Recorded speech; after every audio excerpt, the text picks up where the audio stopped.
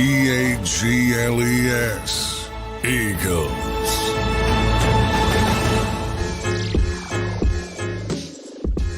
Welcome in, everybody, to a Week 6 edition of the JAKIB Postgame Show. The Eagles get the win, 20-16. It was ugly. It was hard fought. At some times, it was disappointing and pissed you off a little bit. But the Eagles come out with the win. Big Sills, they moved to 3-2 on the year, closed out by a big catch by A.J. Brown. My question for everybody checking into the show: did the Philadelphia Eagles win this football game, or did the Cleveland Browns just lose this game flat out? Big Sills, welcome to the show. That's Dan Sileo. I'm Zander Krause. We'll be joined by John McMullen later on in the show. He's down at the Lincoln Financial Field doing the interviews and everything, and then he'll join us.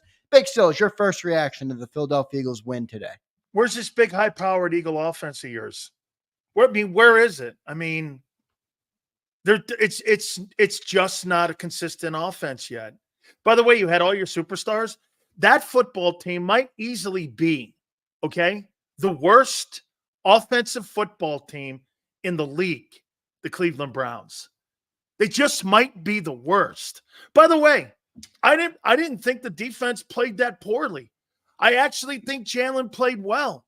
But when you watch that football team, if you're going to sit here and go like this, today on October 13th and go, that's a high-powered Super Bowl contending team, you got another thing coming. By the way, again, I thought they did a nice job on a football team that really has nothing to offer right now. The Cleveland Browns look terrible. I'll tell you something else that you come away with this.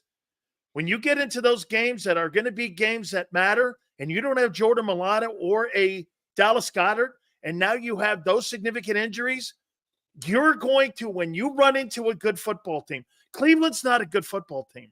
Now, look, it's a win. Any win in the NFL is a great win, okay? But when you're trying to find out where you are, hey, how about this, Zander? Ask yourselves this question. How do you feel coming out of the bye with that performance? How do you feel? Yeah, I mean, you don't feel satisfied? You don't feel inspired, Sills. I'll tell you that much. But here's what I will say, right? And I said at halftime that this I'm not impressed with them. I'm not impressed with them. But I wasn't over the top in that this team sucks. I thought, look, sometimes in the NFL, Sills, you have to win in different types of ways. I thought they came out, they handled business. At times, I thought they played down to their competition, the Browns. But remember, Sills, that Browns defense isn't that bad. Oh, no, that's a pretty good defensive ball. I mean, Jalen Hurts finished 16-25, 264 and 2 touchdowns. A.J. Brown, 6 receptions, 117 yards. By the way, a clean game, no turnovers for the quarterback. That's a big check in the box. I thought there was some good to take from this game. Hey, the lack of turnovers is what won that. One or two turnovers, you're going to lose that ball game. And he did not. Played a clean game. I thought there were a little bit too many 3-and-outs, especially to start the second half. There was some stumbling around a little bit. The defense didn't play poorly. But again, Zander, remember what we said? This was going to be an exercise in what side of the football was going to be worse. What won that game, in my opinion, was the fact that you didn't have any turnovers and the Eagle defense played well. The Eagle defense played well. I mean, you hold the football team to how many? What was the total yards that they ended up holding? They had 16 points, but remember, 7 of those points came on the blocked field goal returned by Rodney McLeod. So Deshaun Watson was 16-23 today for 168 yards. The total yards I could get you, but total yards, they had 244 yards. That's fantastic. Yeah, but that Browns offense sucks. That's what I knew was going to happen. I get that. And that is, like you said, that's completely the issue, that when you're looking at an underwhelming offensive football team, hey, man, Deshaun Watson started getting it going a little bit in the second half, but he's completely incompetent on moving. He's terrible, man. I don't know what happened to that guy. I'm just saying, if you would have played, in my opinion, against a competent quarterback in this game, you'd have been beat by 10 points. Yeah. Okay? You'd have been beat by 10 points. I'm not impressed. I'm not impressed. Look, I think that defense, like we said, I think that defense is sensational. I do. I'm talking the Browns. Yeah. I think the Browns. I mean, they were missing some guys, but they still have a good defense out there. Rodney McLeod, by the way, he's impressive. for his Absolutely. age. Yeah. By the way, Myles Garrett too, man. Oh my goodness. What a freakazoid athlete he is out there. Hey, and by the way, the best player on the football field was indeed A.J. Brown. I mean, he was the best football player. They had no That was a answer. risky play at the end there. And now it worked out. But think about it. did. Think about the conversation we had earlier in the year about stopping the clock, about going against the clock. If he dropped that pass, the Browns would have had a chance to get the ball back and would not have had to burn their last time out. That was a risky play there to go to A.J. Brown. He made a great catch. By the way, I want to welcome everybody in to the JAKIB Postgame Show. Appreciate all of you guys being here. One viewer, and we'll get to all the super chats later on the show, but one viewer deserves right up front Big Sills, and that's Darrell Ray, who dropped a $100 super chat in the pregame show as a stroke of confidence. He checks in with a 50 and says, "I told you," followed up by a 20, followed up by a 10. Jarrell is firing on all cylinders. He said, "Sills, you said it yourself. It's going to take well into the season. Only week 6 and the defense played good." And then he said, "I'm going to the gym. I'm not impressed either, but Sills, when you're trying to build something, it takes time." How you doing, Jarrell? Thank you, brother. Appreciate your support. I do have a bitch on Sirianni. Why are you chirping at the fans? Yeah. Why are you He's a child, Sills. We know this. Why are you hollering at the fans on the sidelines when that has absolutely no place on the sidelines? You're doing that against the Philadelphia Eagle fans when they're just pissed off because they want to see clean football. You're chirping back at them. Bro, come on. Fucking grow up, guy. Where are you here, man? He's chirping at the Eagle fans on the sidelines because they were booing the way that they came out in the second half. Dude, honest to God, that guy is absolutely unbecoming of a head football coach. He's very Harry High School. He's very immature, and you can see it. I mean, look, sometimes the team comes out and you can see his personality seeping through some of the team. At times today, Sills, I mentioned this earlier, at times I thought the team played down to their competition, which you never want to happen. That Browns offense is just, it's so bad. It's almost unbelievable to watch when you think about how good Deshaun Watson was at one point in his career and where he's come. So I would say that would be my one knock. The team played down the competition at some point today, but look, they did ice it out. I thought that they played well offensively, 372 total yards, 256 through the air, 116 rushing yards. Overall, I thought the Eagles had a pretty good game, but your thoughts on them playing down the competition? Well, again, the Browns suck. They're terrible. That's the worst team, one of the worst teams in the AFC, if not the NFL. And like you said, you got out of it. I said, take the points and take the Browns. And that's exactly what this thing turned out to be. It turned out to be what I said, a fourth quarter football game. Why?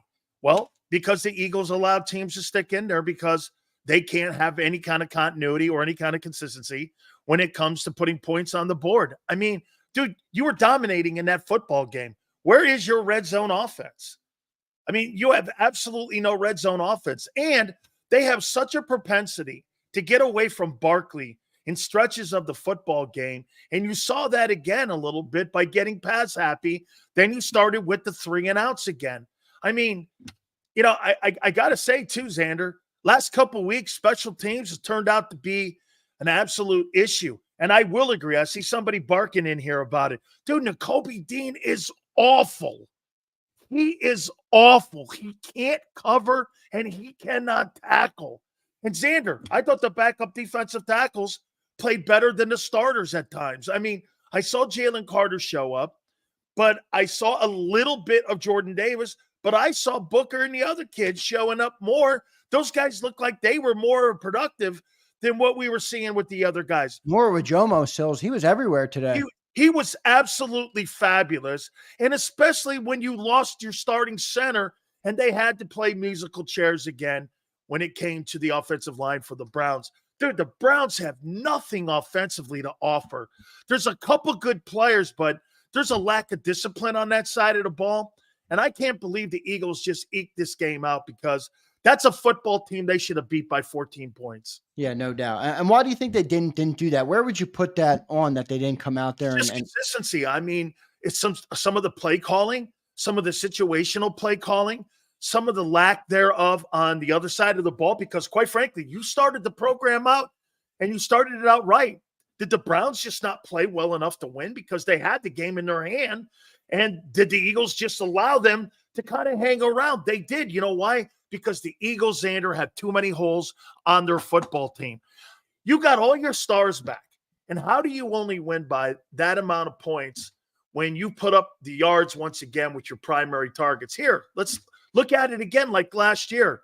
Dude, Devontae Smith and AJ played great, but you barely won the football game. When you get into a championship setting, Zander, you're not winning that game against how about this? If Cousins is the quarterback on that other side, are you beating him?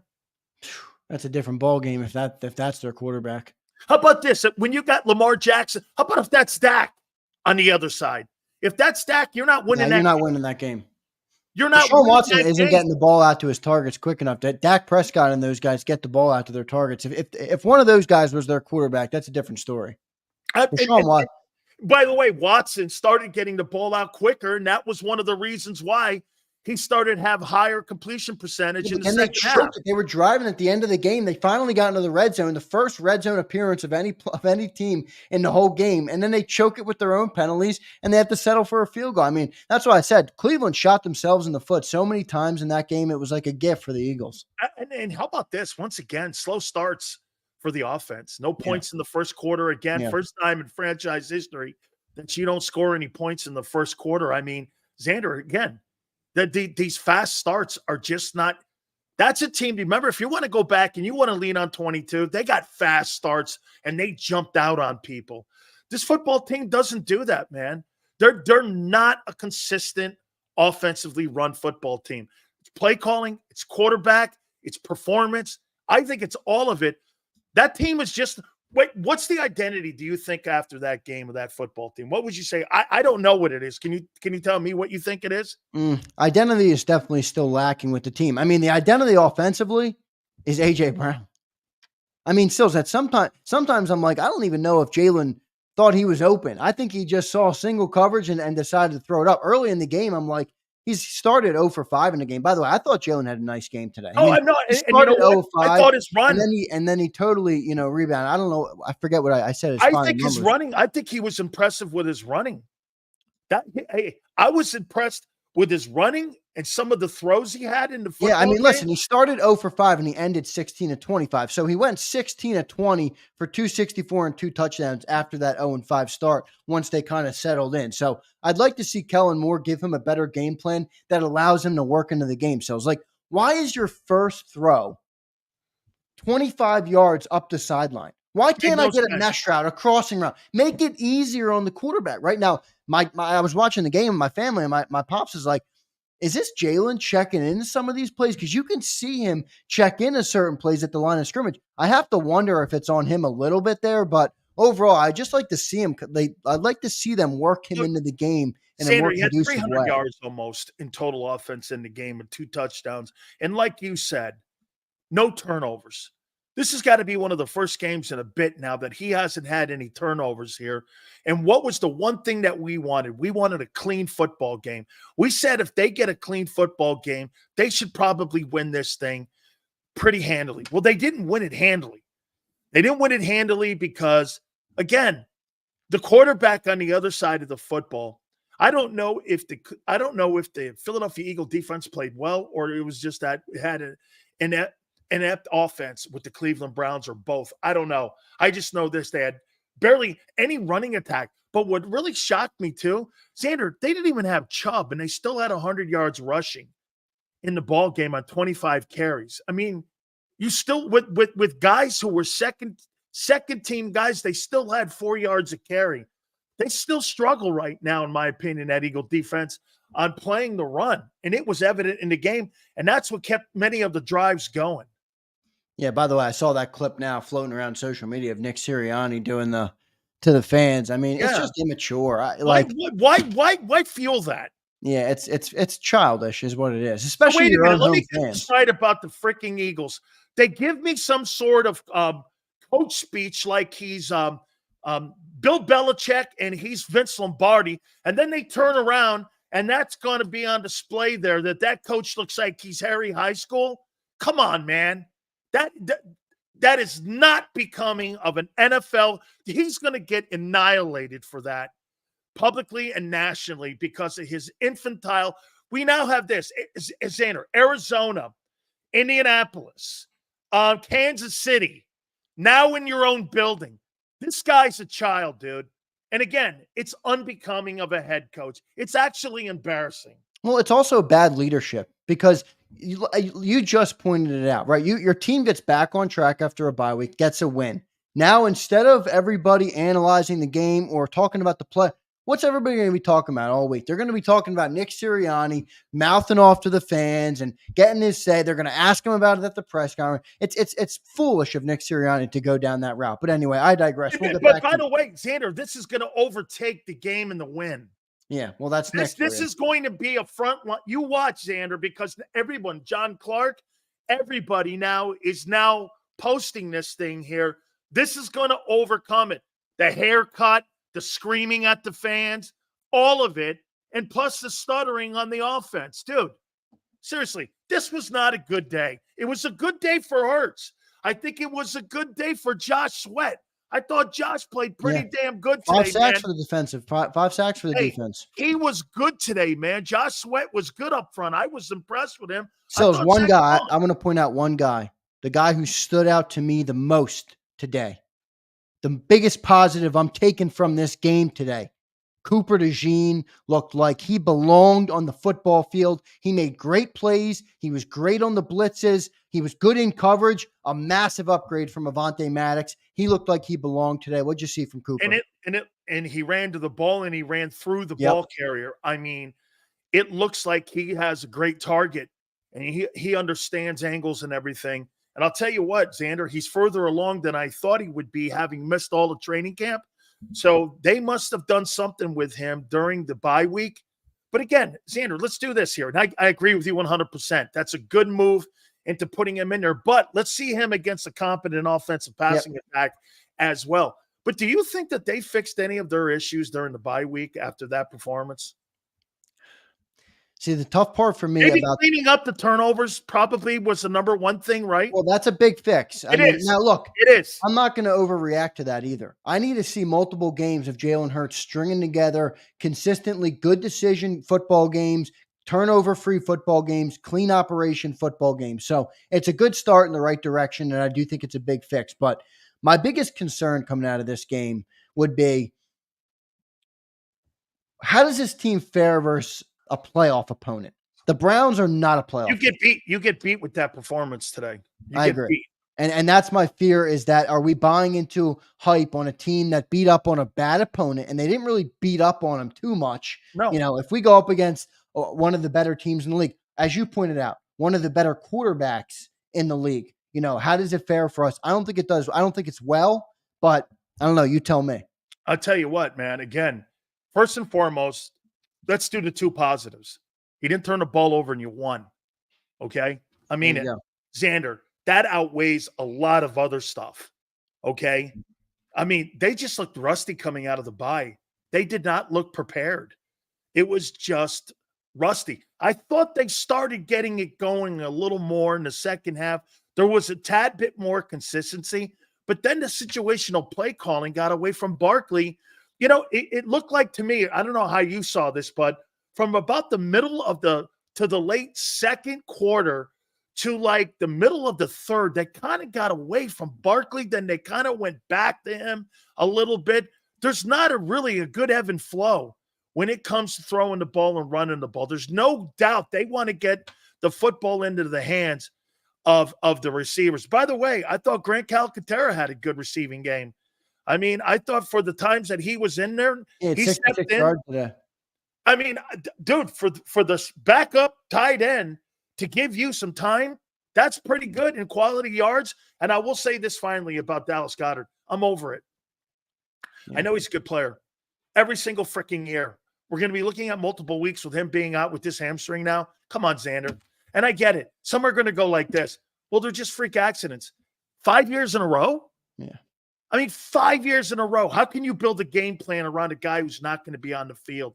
I mean, Calcaterra can't block to save his life, but he was effective in what they were doing. Yeah, I mean, he had the second most yards today. He had 66 yards on 4 catches, an average of 16.5 for Calcaterra today. Devontae Smith had 3 catches, 64 yards, an average of 21.3, and obviously the touchdown. And then A.J. Brown went over 100 with that big catch at the end. He had 6 catches, 117 yards, 19.5 average with a touchdown. So pretty good day for them. I'll say this, and we're going to go positive in a second, and I'm going to ask you about the 2 receivers coming back and how big that is for this team.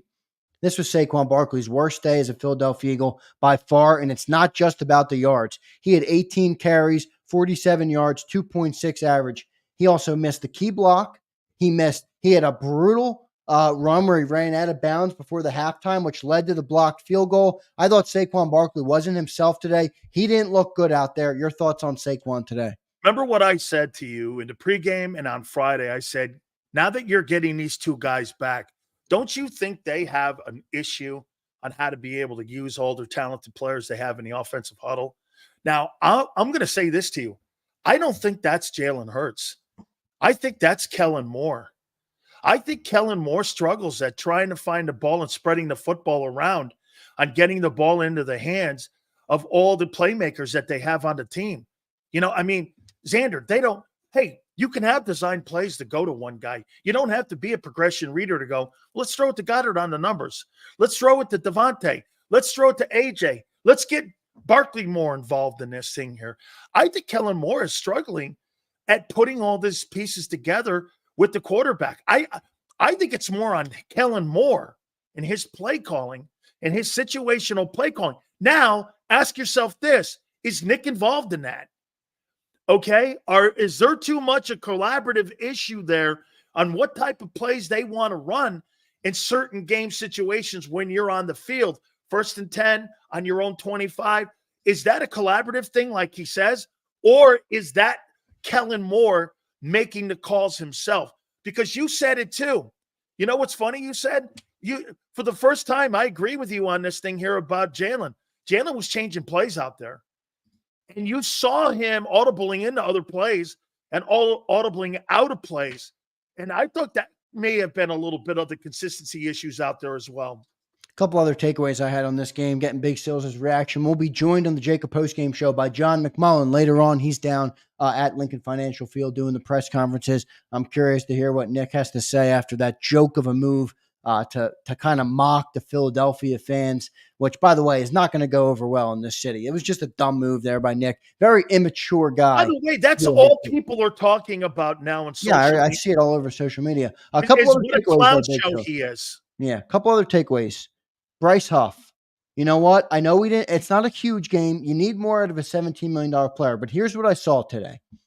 You lined him up in the 4-point stance, and he immediately looked better, even with no production numbers, right? He got off the ball way quicker. He was getting around that edge. He made Deshaun Watson step up in the pocket several times. I thought that was positive. He did have 2 tackles and a half a sack.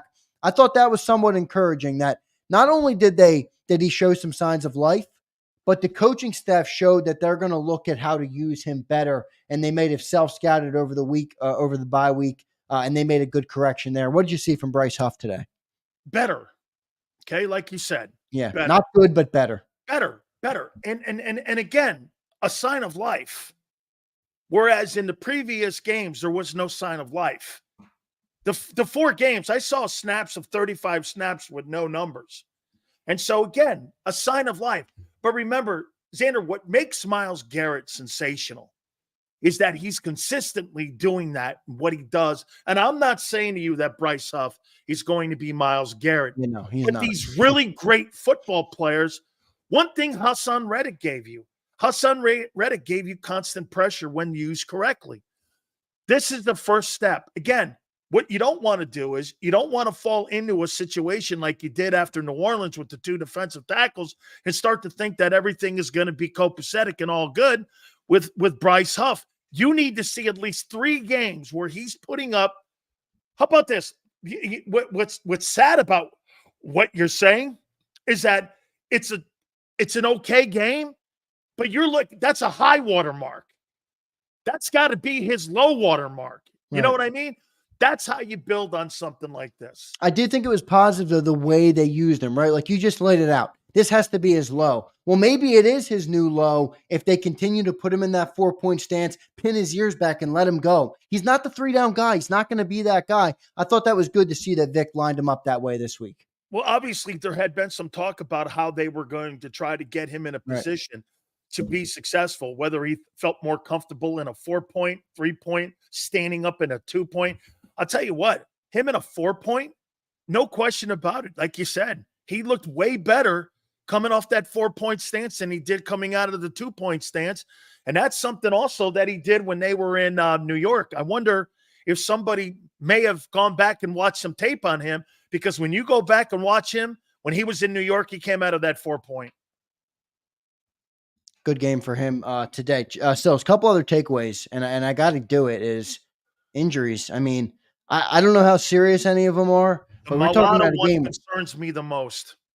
The Mulata one, you said? The Mulata one concerns me the most. That was a hamstring. He left with a hamstring. Goddard a hamstring as well, and Slay left as well and did not finish this game. That's 3 key guys that you might be. I don't know how long. Look, we don't have the injury update yet. We're probably not going to get that till later in the week, but 3 key guys didn't finish this game. You don't want that injury bug to start creeping right back in on this football team. That's a concern coming out of this game. Let me ask you something here. Maybe I'm just reading more into it. A.J. Brown hamstring, Goddard hamstring, now Mulata hamstring. I mean, all these guys who didn't play in preseason football, and they kept saying how much they practiced. I mean, hamstring injuries is a fatigue injury. Right. I mean, did you work them too hard? Not hard enough. But for everyone to have the same injury like that, this is a conditioning issue to me. I mean, A.J. Brown, hamstring, right? Goddard hamstring, Mulata hamstring. You're seeing a lot of that injury on that team. That's a conditioning issue. I don't think it's from working too hard. No, it's not. It's not working hard enough. I mean, that to me is a conditioning thing. Yeah, when I don't you're know where getting multiple players with the same thing, that's not just a coincidence. Yeah, that's weird. I don't know where do you pinpoint that? Just simply not enough practice. Being in shape. Right. Just not being in shape. I mean, that's an organizational thing, not being in shape. I don't know. I mean, it's one thing to have a knee injury, Zander. I thought when I heard Goddard went out with a hamstring, I was like, Jesus. And then when I heard Mulata went out with one, I'm going like, are these guys in shape? Dude, conditioning is an issue here with this team. Yep. Couple last things, and these are more concerns for me coming out of this game, right? And they mostly lie on the defensive side of the ball. Missed tackles is still going to be an issue when you play versus a better team that's more competent offensively, and run defense. I mean, you named it.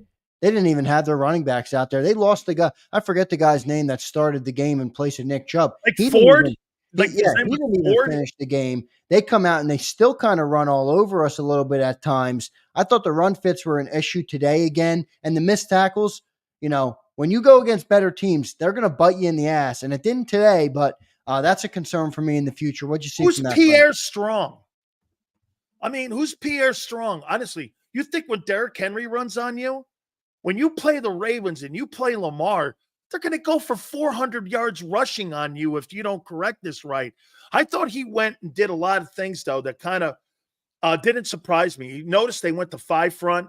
They went to 4 front. They did a lot more in the odd front stuff in this game. But again, too, Zander, that's not an impressive win, okay? Coming out of a bye, you look like that against the shitty Browns? Bro, really? You limped around and had a 4-point win versus the Browns. I mean, weren't you thinking more coming out of this thing here? Yeah, I mean get Vegas this. was How many points have you scored in the last 3 games offensively? I mean, what, 18, the Buck game, and now 20? Where's this high-powered offense? You had all your stars back. Where is your high-powered offense? You had 15 versus Saints, 16 versus the Bucks is 31 and 20 today. You're at 51 points in 3 games. Are you surprised it was this close? I'm not. You know what? I'm not. I think, but I do think there was a couple things that happened in this game that turned out a lot. Right? That blocked field goal. I mean, we're looking at 16. The Browns had 7 points from that. Like, they had 9 points They're in not the good. entire game. They're not good at all. But I think that makes the game a lot closer right there. So, no, I can't say I'm surprised this was close. No. This is who the Eagles have been this year. Dude, I look at the Browns and they offer nothing. They offer nothing offensively. I mean, nothing. There's nothing that makes me concerned about. Did I think Deshaun Watson was going to win this game? Can I tell you the only way that I thought that the Browns were going to win this game is if Hurts turned the ball over late in the ball game and it was going to be a short field and they were going to go in and win. Did I think that Deshaun Watson was going to drive the team 90 yards on a game-winning drive? Absolutely not. That guy does not have that in him, and that offense doesn't have the personnel to get that done. I did not think that. I guarantee you 90% of the people in here thought this. The Browns aren't going to beat them. The only way the Browns win is if Jalen turns the ball over on the other side of the 50. That's it.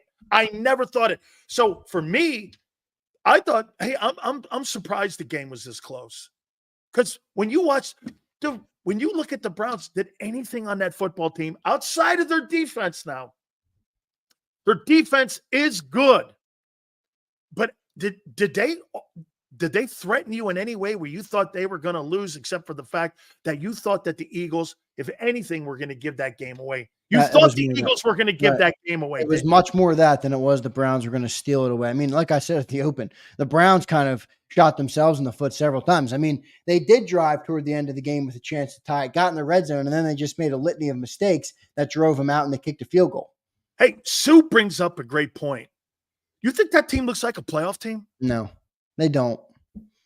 And if they are a playoff team, they don't look like a playoff team that's ready to compete with the big guns in the league. That's for damn sure. Not today, they didn't. I have to think it's because everyone's back and it's almost like training camp again. You know what I mean? AJ's been out a month, but again, AJ looked great. I mean, Zander, I think when AJ comes back, I think it affects the rest of the team. I do. I think it affects the rest of the players on the team there, man, because in what way? In the fact that you have primary target throwing again.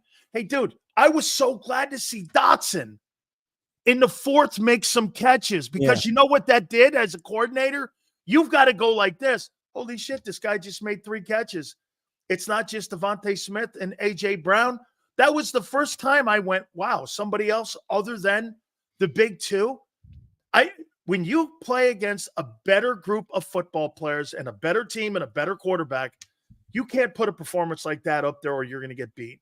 Yep, no doubt going in. Sills, real quick, let's talk about those 2 receivers, A.J. Brown, Devontae Smith return. Obviously, it's always big when you get those 2 guys back. But I think A.J. bailed out a bad play call there at the end of the game. I know everybody was excited about the catch, and by the way, thanks everybody in the chat. Hit that like button if you're enjoying the show. If you're new here to JAKIB, hit that subscribe button. We appreciate you being here. Consider becoming a member to support us. All super chats will be read, and we're going to do them a little earlier today. So we'll get to all the super chats today. We've got a bunch of them coming in. So if you guys want us to read one of your questions, please leave us in a super chat, and we will get to that in a couple minutes. But Sills, your thoughts on A.J.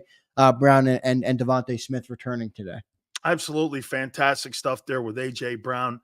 Had 9 targets in the game. I believe he had, if I'm not mistaken, I think he had 6 catches for 116, had a touchdown, had a big 40-yarder. I thought he was just absolutely sensational. Like I said, Grant Calcaterra had 4 targets, 4 catches for just under 70 yards himself. Devontae, I mean, dude, you're looking at a guy here. I mean, what do you average? Like around 19 yards a catch here when you're talking? I mean, what do you have? Three catches, 64 yards, had a touchdown himself, had 4 targets. But again, the bulk of the targets went to the top 2 guys. There were 13 targets, and the rest of them were like 2, 3s, and 4s. I thought Jalen started pretty slow. But again, AJ bailed a lot of people out there today. He is so dynamic when he gets the ball in his hand in an open space. He's a tough cover to get down on the ground. Some of those catches he made over his shoulder, too. He's just stronger than you, man. Yep. I mean, he takes the ball out of so many people's hands. I mean, I'll say this to you. He must save Jalen Hurts on turnovers in a game at least twice a game where it's a bad throw. And I thought Hurts had a ton of bad throws in this game. Yeah, well, Overthrows that and touchdown throw misses. to AJ, that was short. No, I'm talking about overthrows and misses. Yeah, well, I'm saying even the touchdown throw that Yeah. AJ Brown caught, that was Yep. an underthrown ball where AJ Yep. slowed up, fended off the defender perfectly, Yep. and let it drop in the basket. That was a great play by AJ Brown. You're right; he does make up for a lot of mistakes, but he's just that good. And Devontae runs those great routes as usual. If you look at the passing game, they really did have high explosion plays, but not a lot of continuity. You know what I'm saying? Like, it wasn't consistently moving the chains where you had like really long sustained drives. Yeah, They didn't have long, and they would get away from Barkley, which why are they allergic to that, Sills? Why I do don't know why they're they doing live and die on the big play? absolutely. They live and at the expense of doing what they do best, running the football too. I mean, they just, like I said, from the middle of the second to the middle of the third, it almost seemed like they just completely got away from Saquon Barkley in the game. I mean, how many carries did he end up I mean, with? he had in that 18 carries. 18, but I remember that I think he had 3 in the second half. Does that sound right? 3 or 4 in the second half that he had? Yeah, I don't have it right in front of me. Yes, So, like- I mean, look, they had their fair share of carries. Jalen Hurts had 14 carries, Saquon 18, Kenny Gainwell had 3. So Look at this here. So check it out here. Look at this. Between the two guys, you had 32 carries between Barkley and Hurts. yeah, and then 3 for 80 Gainwell. yards. He had 35 carries. 1 for Dotson. It was 36 carry ball game. I mean, you're 14 carries for your quarterback. Think about that. 14 carries for your quarterback, okay? How about this? This guy almost had as many carries as he had completions in the football game today. So that is, again, but when he plays like that, no turnovers, 60 yards rushing or whatever it was, 30 yards rushing, 260 yards passing. When he plays like that and he's at 300 yards, Zander, that's what I want to see out of him, because that's who he is. If that guy was going to throw the ball 37 times, I told you guys were losing.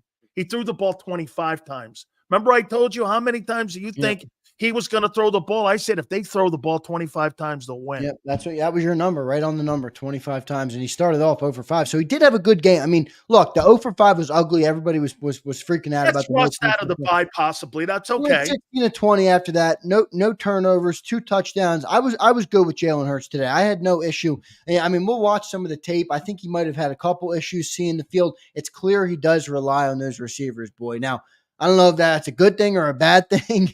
I think it's a good thing when you have guys as good as I AJ think Brown. Hurts are winning. I think those guys are going to continue to get their numbers, but will it be winning football? Right. That's a good question. Okay, just because, last year, all those guys last year you had 2 guys over 2,600 yards in receiving yards, and you finished the season 1-7. I mean, it really didn't matter because it wasn't winning football. That's Zander, look at it again here today. You had a lot of numbers, but do you think he played winning football?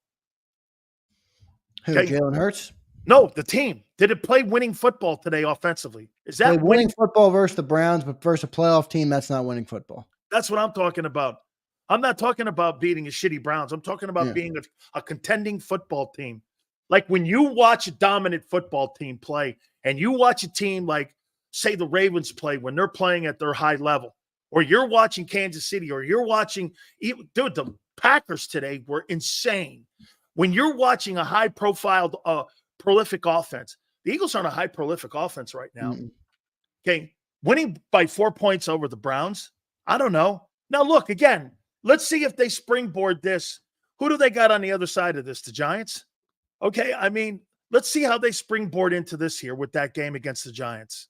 By the way, Nick just answered the question on the his back and forth with the fans, straddles the fence, of course, says he was just excited to get a win, and credits the fans for creating some false starts today for the Browns. I appreciate the Lynx support. So Sirianni riding the fence. That was a stupid thing to do. He's got his kids up there at the press conference as well, so because I'm sure he wanted to take some of the heat off of himself. Man, my God almighty, man. He is such a clown. That's a clown show, dude. You bring your family up there. He lost his poise once again on the sideline. I'm going to tell you again, man. I don't know how anybody defends that behavior on the sideline. And no wonder Jalen Hurts has a problem with it. You know why? This guy's been on the sideline with Doug Peterson. He's been on the sideline with Nick Saban. And he's been on the sideline with Lincoln Riley. Those guys don't freaking act like that. No, they don't. Bro, honest to God, this guy acts like your high school coach at your famed school doesn't act like that on the sidelines. That's so unbecoming of the head coach of the Philadelphia Eagles. He's a complete jackass. You know what? And I'll make a statement here. I think he overplayed his hand. Philly's not going to go for that shit. No way. This is a different type of fan base. This is a different town. It's one thing to do it to the Kansas City crowd. It's a whole nother ballgame to sit there and do it to the Eagles crowd. I don't give a shit how excited you were. You're the head coach of the Philadelphia Eagles. You're not the head coach of the Nick Siriannis. You know? And I think the fans are going to have a problem with that. We'll see how that plays out. By the way, they're killing him right now on social media. Yeah. And they're going to continue to. And you know what? It's fair. Everyone across the country is killing him and not talking about getting the win and running your team to a 3-2. This is the outside noise that I talk about, Zander, with your organization. That is not needed. The Fortnite stuff, the podcasting, the coach screaming look at it all add up. You can't defend. By the way, some media people will blow it off that as just Nick being Nick. Well, you can't, because he gets in the way of the team's success, because I don't want to talk about that shit, Zander. If you're a player in the locker room right now after that game, don't you want to talk about, how about this? If you're Josh Sweat, you haven't played the greatest game so far this year, but you had a really good one today. Don't you want to talk about that instead of talking about your coach screaming at the Eagle fans? Yeah, it's a joke. I mean, that's just a stupid move there. But you know what? You know what else it is? It's a selfish move. It is. So, it is. It's a totally selfish move for a guy whose job is based on being selfless as the head coach of a team, as a leader of men. And I thought that was really stupid. So even John Clark from NBC in Philadelphia is like, what in the world is this? Yeah. I mean, everybody right here, Nick Sirianni chirping at fans after Eagles game. Look, and he's pointing to his ears going like this, the Eagle fans. How come what are you doing? What's going on? I don't hear it now. Like, are you insane? Are you insane? You got to win. Go into the locker room. You're going to defend your team against the Eagle fans? The only people that are true Eagles are the fans. Like I said, he's not the coach of the Nick Siriannis. He's the head coach of the Philadelphia Eagles. Fucking act like it, Nick. That was a joke and stupid of him to do. So let's roll through a few super chats. Big support today. Appreciate everybody in the chat. Jarrell, we got to you, brother. Thank you. Jarrell, you are a superstar. Yeah, man. He dropped 100. For everybody that doesn't know, Jarrell dropped 100 on the pregame show as a vote of confidence that the Eagles would win today. And he comes and follows it up with the 50 burger here on the post game show. So thank you, Jarrell. Khaled checks in. Not going to lie, Eagles should have lost any other team. They would have lost. It's a fair point. We talked about it. Sills, your response to Khaled. Yeah, absolutely, man. You have a competent quarterback. You're getting beat by 14. You're getting beat by 14. The Browns so are. What do you think of the line of thinking where it's the NFL? Like, you're going to have close games even with teams that suck. Yes. You know? Yes. That's why, again, Zander, remember what I said? No turnovers and you win. That's the huge takeaway. Because other than that, you know what? I'm going to be transparent with you guys. Do you know what Zander said to me? How do you break down a game like that? And, he was saying it facetiously, and he's right. How do you break a game down like that where they get the win and it looks like shit? That's what you meant. I mean, right. Hey, you go like this. Well, Hurts played good. I mean, they got away from Barkley. AJ was great. The defense, but it's the Browns. You're unfulfilled, aren't you? Yeah. No, I hear you. I get what you're saying. I mean, part of me still feels like, look, it's the NFL. That's why we say any given Sunday, you got to beat who's in front of you. But I do worry if that's a better opponent, we're not winning that football game. And but you're worried about playing down the competition, and that's what that was. Yeah. And at times it felt like they did that for sure. Let's keep going, Big Sills. Brian checks in. Eagles freaking blow, and that clown coach dares to talk trash to the fans after the game. I'm sick of this mediocre product. Jalen Hurts his butt. I didn't think Jalen was bad today, but your response to Brian Sills. No, Jalen. Hey, Brian, Jalen played really well today. I mean, a clean football game. Still a lot of shitty throws that were in that game that he had too. Overthrows and this and that. He still loves rolling right, man. I mean, still rolling right. And by the way, Jim Schwartz holding that group of talented guys to 20 points. Kudos to Jim Schwartz. I think Jim did a great job for what he had with all the injuries. That was a magical job that he did. Dude, you hold A.J. Brown and you hold Devontae Smith and you hold Saquon Barkley in that offense with that old line to only 20 points. I think you come away with that with a victory in your hat because you did everything in your power. I mean, you keep a team at 20 or under, you're going to win, especially in today's National Football League, man. I mean, yeah, but I thought the clown show, it's enough is enough for me, man. I can't wait to get Angelo on tomorrow. I mean, he'll be on tomorrow with us at 4:30. Enough is enough, dude. I mean, honest to God, this is now he's an embarrassment. He's an embarrassment, dude. I mean, Nick Sirianni is an absolute embarrassment to your team. And look at the record he has. They are doing all of this in spite of this man's inadequate ways on how he conducts himself as a leader. He is, without a doubt, not a qualified coach. My God, Zander, how can anybody in the world go like this? That's a nothing burger. Get this. It's a nothing burger if you're not under pressure and everyone wants your ass in your head and everyone thinks you blow. But then you turn around and you pull something like off and you get a marginal win against a shitty football team in the Browns, and you're crowing about that? Come on, man. No doubt. Let's keep moving. Jason A-Team checks in. Jalen had a good game, some incredible throws. CJ stole Mitchell's end. Yeah, I talked about that in the halftime show. That was tough right there. Total party foul. Proud of our boys. Defense stepped up. DeJean is a stud. Good takeaways there, Jason. Big Sills, your response to Jason. Jason, I'll say this to you. Their defense played well against the Browns offense. Yes. Yeah. But watch this. Watch this, Jason. I'm gonna pull it Zander on you here. Jason, yeah. Defense stepped up, played really well against the Browns offense. I don't really have anything else to say. I mean, what do you want me to say? Like the Browns were a top 5 offense? I mean, okay. Jason, you were the better of the two shitty units. Sill's not buying it yet, Jason. I hear you, though. Appreciate you checking in with the super chat. Brian says, Z, take the cape off for Jalen Hurts. He threw 4 underground footballs that his receivers made plays. Jalen Hurts, noodle arm. Brian, I don't know, man. I got to call it how I see it. I thought he was good. I thought he was decent today. I mean, some of the throws, you're right. He does look like he gets bailed out by his receivers, but that's who we got. I mean, Jalen Hurts relies on them. I can't blame him entirely. A.J. Brown's that good of a player. I thought he was electric in the run game. Who? Jalen. Yeah, I mean, he didn't have great yards today. He ran the ball 14 times. But he kept drives going with those yards. Yeah, it's true. It's fair. Okay. Brian, appreciate the super chat. Dalton checks in. I refuse to believe Devin White lost the starting position to Kobe Dean. Dean is trash. That is a spectacular dude.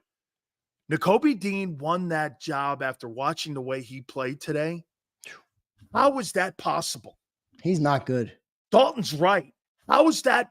How do you formulate that and come to that conclusion that he beat him out when hey, Barb's right. Hurts again, 14 rushes is ridiculous. Going to get the kid killed. Yep, no doubt. Let's keep rolling real quick. Dak Greg checks in. Coach Sirianni came in this league under Todd Haley and acts just like him. I'm so tired of his act. It's a good take. Hey, Greg, you must be a football person because I'm going to give you a little insight. Jimmy Johnson hates Todd Haley.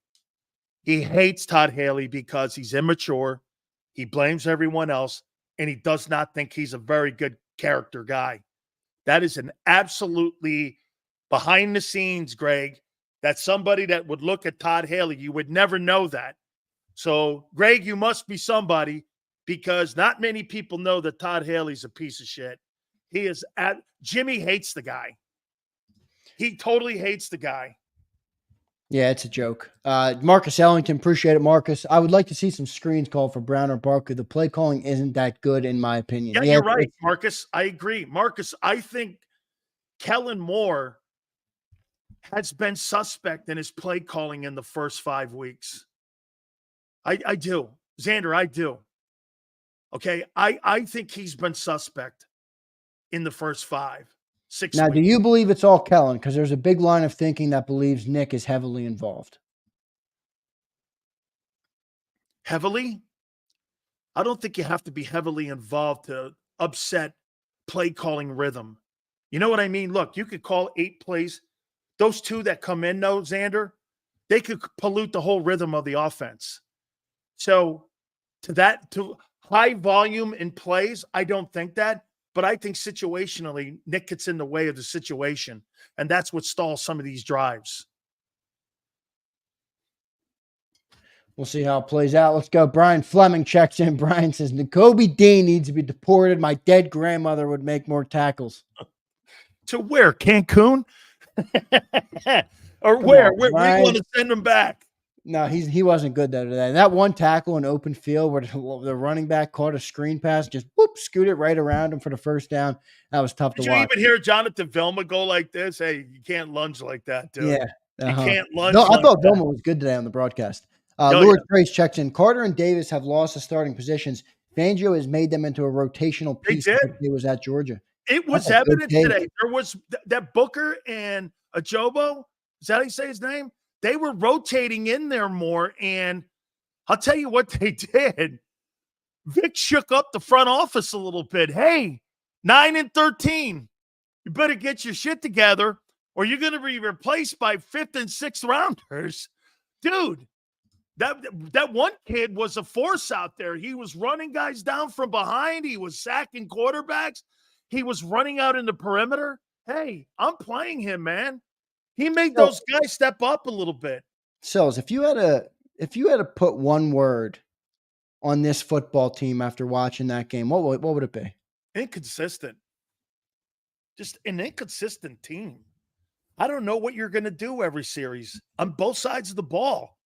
It's all over the joint. There's no rhythm or flow to it. You don't see any kind of rhythm that they have when they go out and play a football game. You want to see a rhythm? Now, look, I know it's early.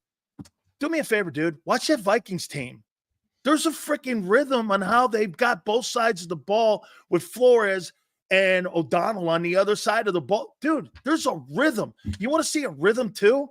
Watch Kansas City and watch San Francisco. There's like a rhythm to what they're doing when it comes to play calling on both sides of the ball. I don't see that with the Eagles here. By the way, once again, I'm going to circle back and I'm going to always remind every one of you here, no turnovers, and you won. Remember, okay? We're looking at the overall. We're not just looking at the we're not looking at the micro here. We're looking at the whole macro thing and how this is going to play moving forward against the Giants, against the Cowboys, against the Ravens. You know what I'm saying, Zander? This is all going to be going forward now. Is this a stepping stone? And do they improve next week against, how about this? Another team that's kind of in the same area code of the Cleveland Browns when it comes to talent on the team. You can't have 2 performances like that week to week. You know what I'm saying? Not against teams like that, because when you get into the postseason against teams like San Francisco or Detroit, you're not winning those games. Got it. We'll have John McMullen coming up. He's at the Jalen Hurts press conference right now, so we're going to get to him in a second. Eagles taking on the Giants next week, Big Sills, which is an NFC East matchup, our first of the year. But we'll see. You know, that's not a very good football team, the New York Giants. One more super chat I want to get to. I will get to all super chats, but I got to get to a break, so I won't be able to do them all right now. Appreciate everybody today. Nasty Beats checks in. Sirianni claims to have made the play call before halftime, the sack, and also claims to have made a defensive play call. Didn't specify that didn't work either. He just loves adding fuel. It's almost like he's toying with us, Nasty. And we're not listening to the press conference. Obviously, we're doing the show, but defensive play calls? I mean, I got to confirm that, but holy moly. I don't know where to go. And then screaming at the fans and all. Dude, we have to ask John about this. Okay? Because, come on, dude. Nick Sirianni had a horrible day today. Yeah. He made it a lot worse for himself on the way out. Hey, he made it harder for his team to win.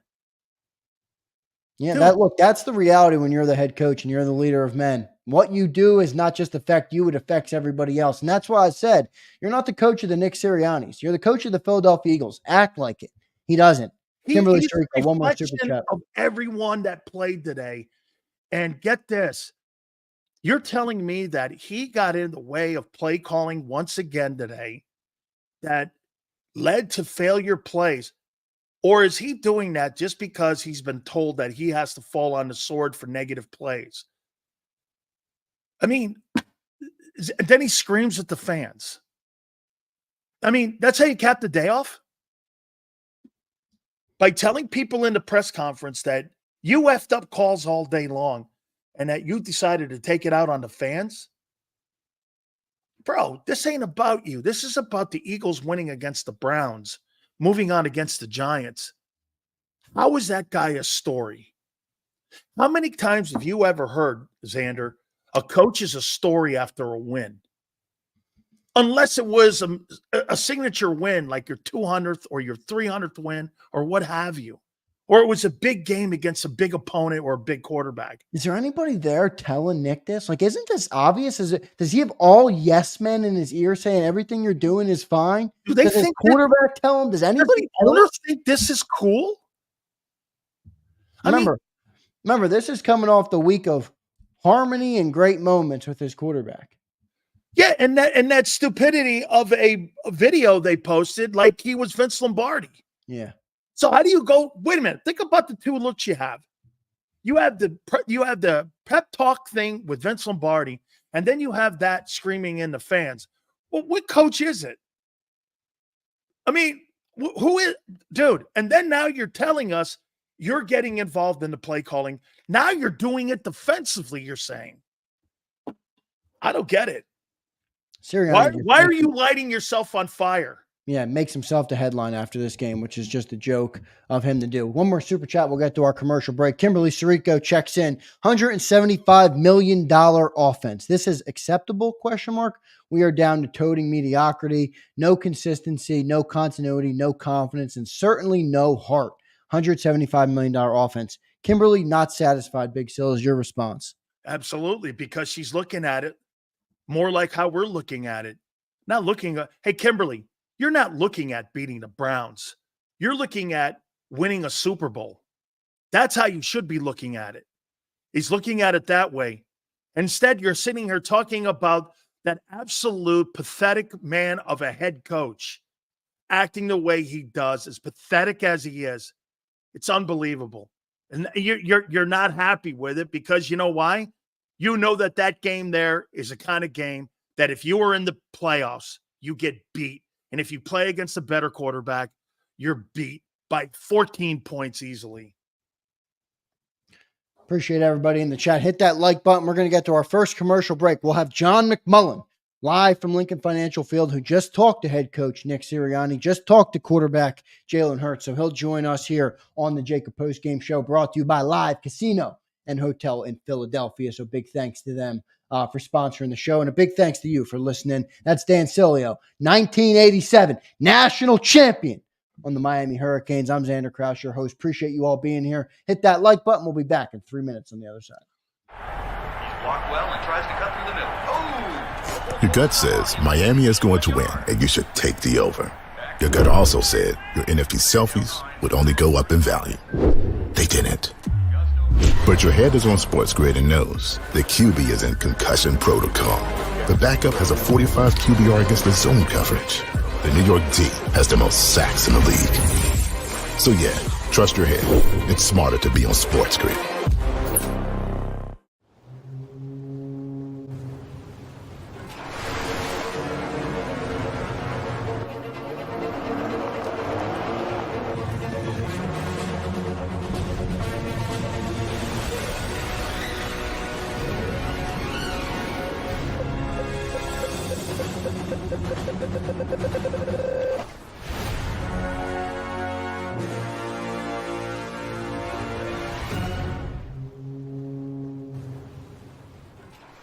Score and save at Southeastern PA and Delaware with Colony Pools this football season, and let the experts close your pool with a custom Merlin safety cover in green for the birds. And if you join our Winter Watch team, we'll give you another 20% off, and Colony Pools will handle it all.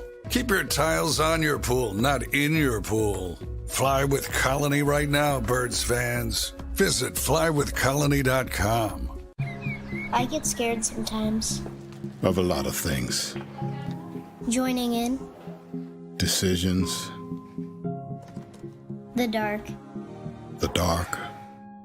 But I once heard someone say, But as I always say, it's okay to be afraid. as long as you face the fear. And keep moving forward. Wherever you are in life, count on the name trusted in insurance for over 80 years. Independence Blue Cross. Hi everybody, my name's Jason Lombardi. I'm an inspector at DryTech. At DryTech we offer 3 major services, the first one being basement waterproofing. The second service we offer is foundation and structural repairs. And then the third service that we offer is mold remediation. If you feel you are having a waterproofing issue, give DryTech a call or check us out online.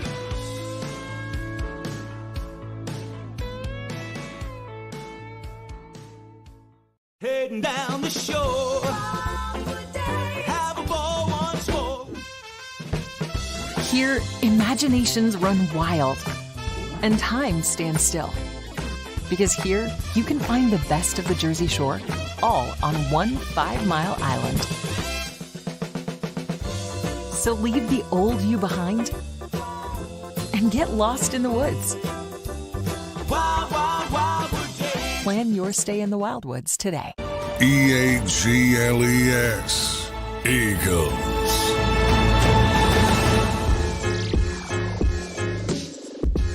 Welcome back in, everybody, to the JAKIB Postgame Show, brought to you by Live Casino Hotel in Philadelphia. Appreciate everybody being here. Eagles get the win today in Week 6, moved to 3-2 on the year. They win 20-16 on the day. A couple key injuries today, Big Sills. And by the way, Darius Slay, though, injured. Jordan Mailata, Dallas Goedert. We're going to get the update on them as soon as we can. But you don't want to let those pile back up because those are big players. Jalen Hurts just spoke. And Jalen Hurts said he checked into the play, the kill shot play at the end of the game that was a pass to A.J. Brown, which I thought was a risky play call. And Jalen Hurts confirmed he checked into that play. What are your thoughts on that? Good, man. Good. That's a sign of him wanting to have confidence, and that's a sign of him taking control of the narrative and wanting to open it up a little bit by giving his playmaker an opportunity. Hey, Zander, I'll die with that. When my quarterback is making that decision, I'll die with that. Instead of having the incompetent coaches on the sidelines hand-feeding him the ability to try to win a game, that to me means that he's thinking out there, hey, let's put this thing to sleep here. Right. Let's not have any kind of thing here where we're throwing screen passes or Nick Sirianni's doing this. He took it out of Nick's hands. He may not have liked the call. I wish he would have done that a lot more earlier in the year, but hey, Zander, no turnovers, the win, and you have a quarterback that's taken more control of the offense. All right. That's a positive. That's a positive. You know me, dude. I'm looking for all the places that I could put the nail in.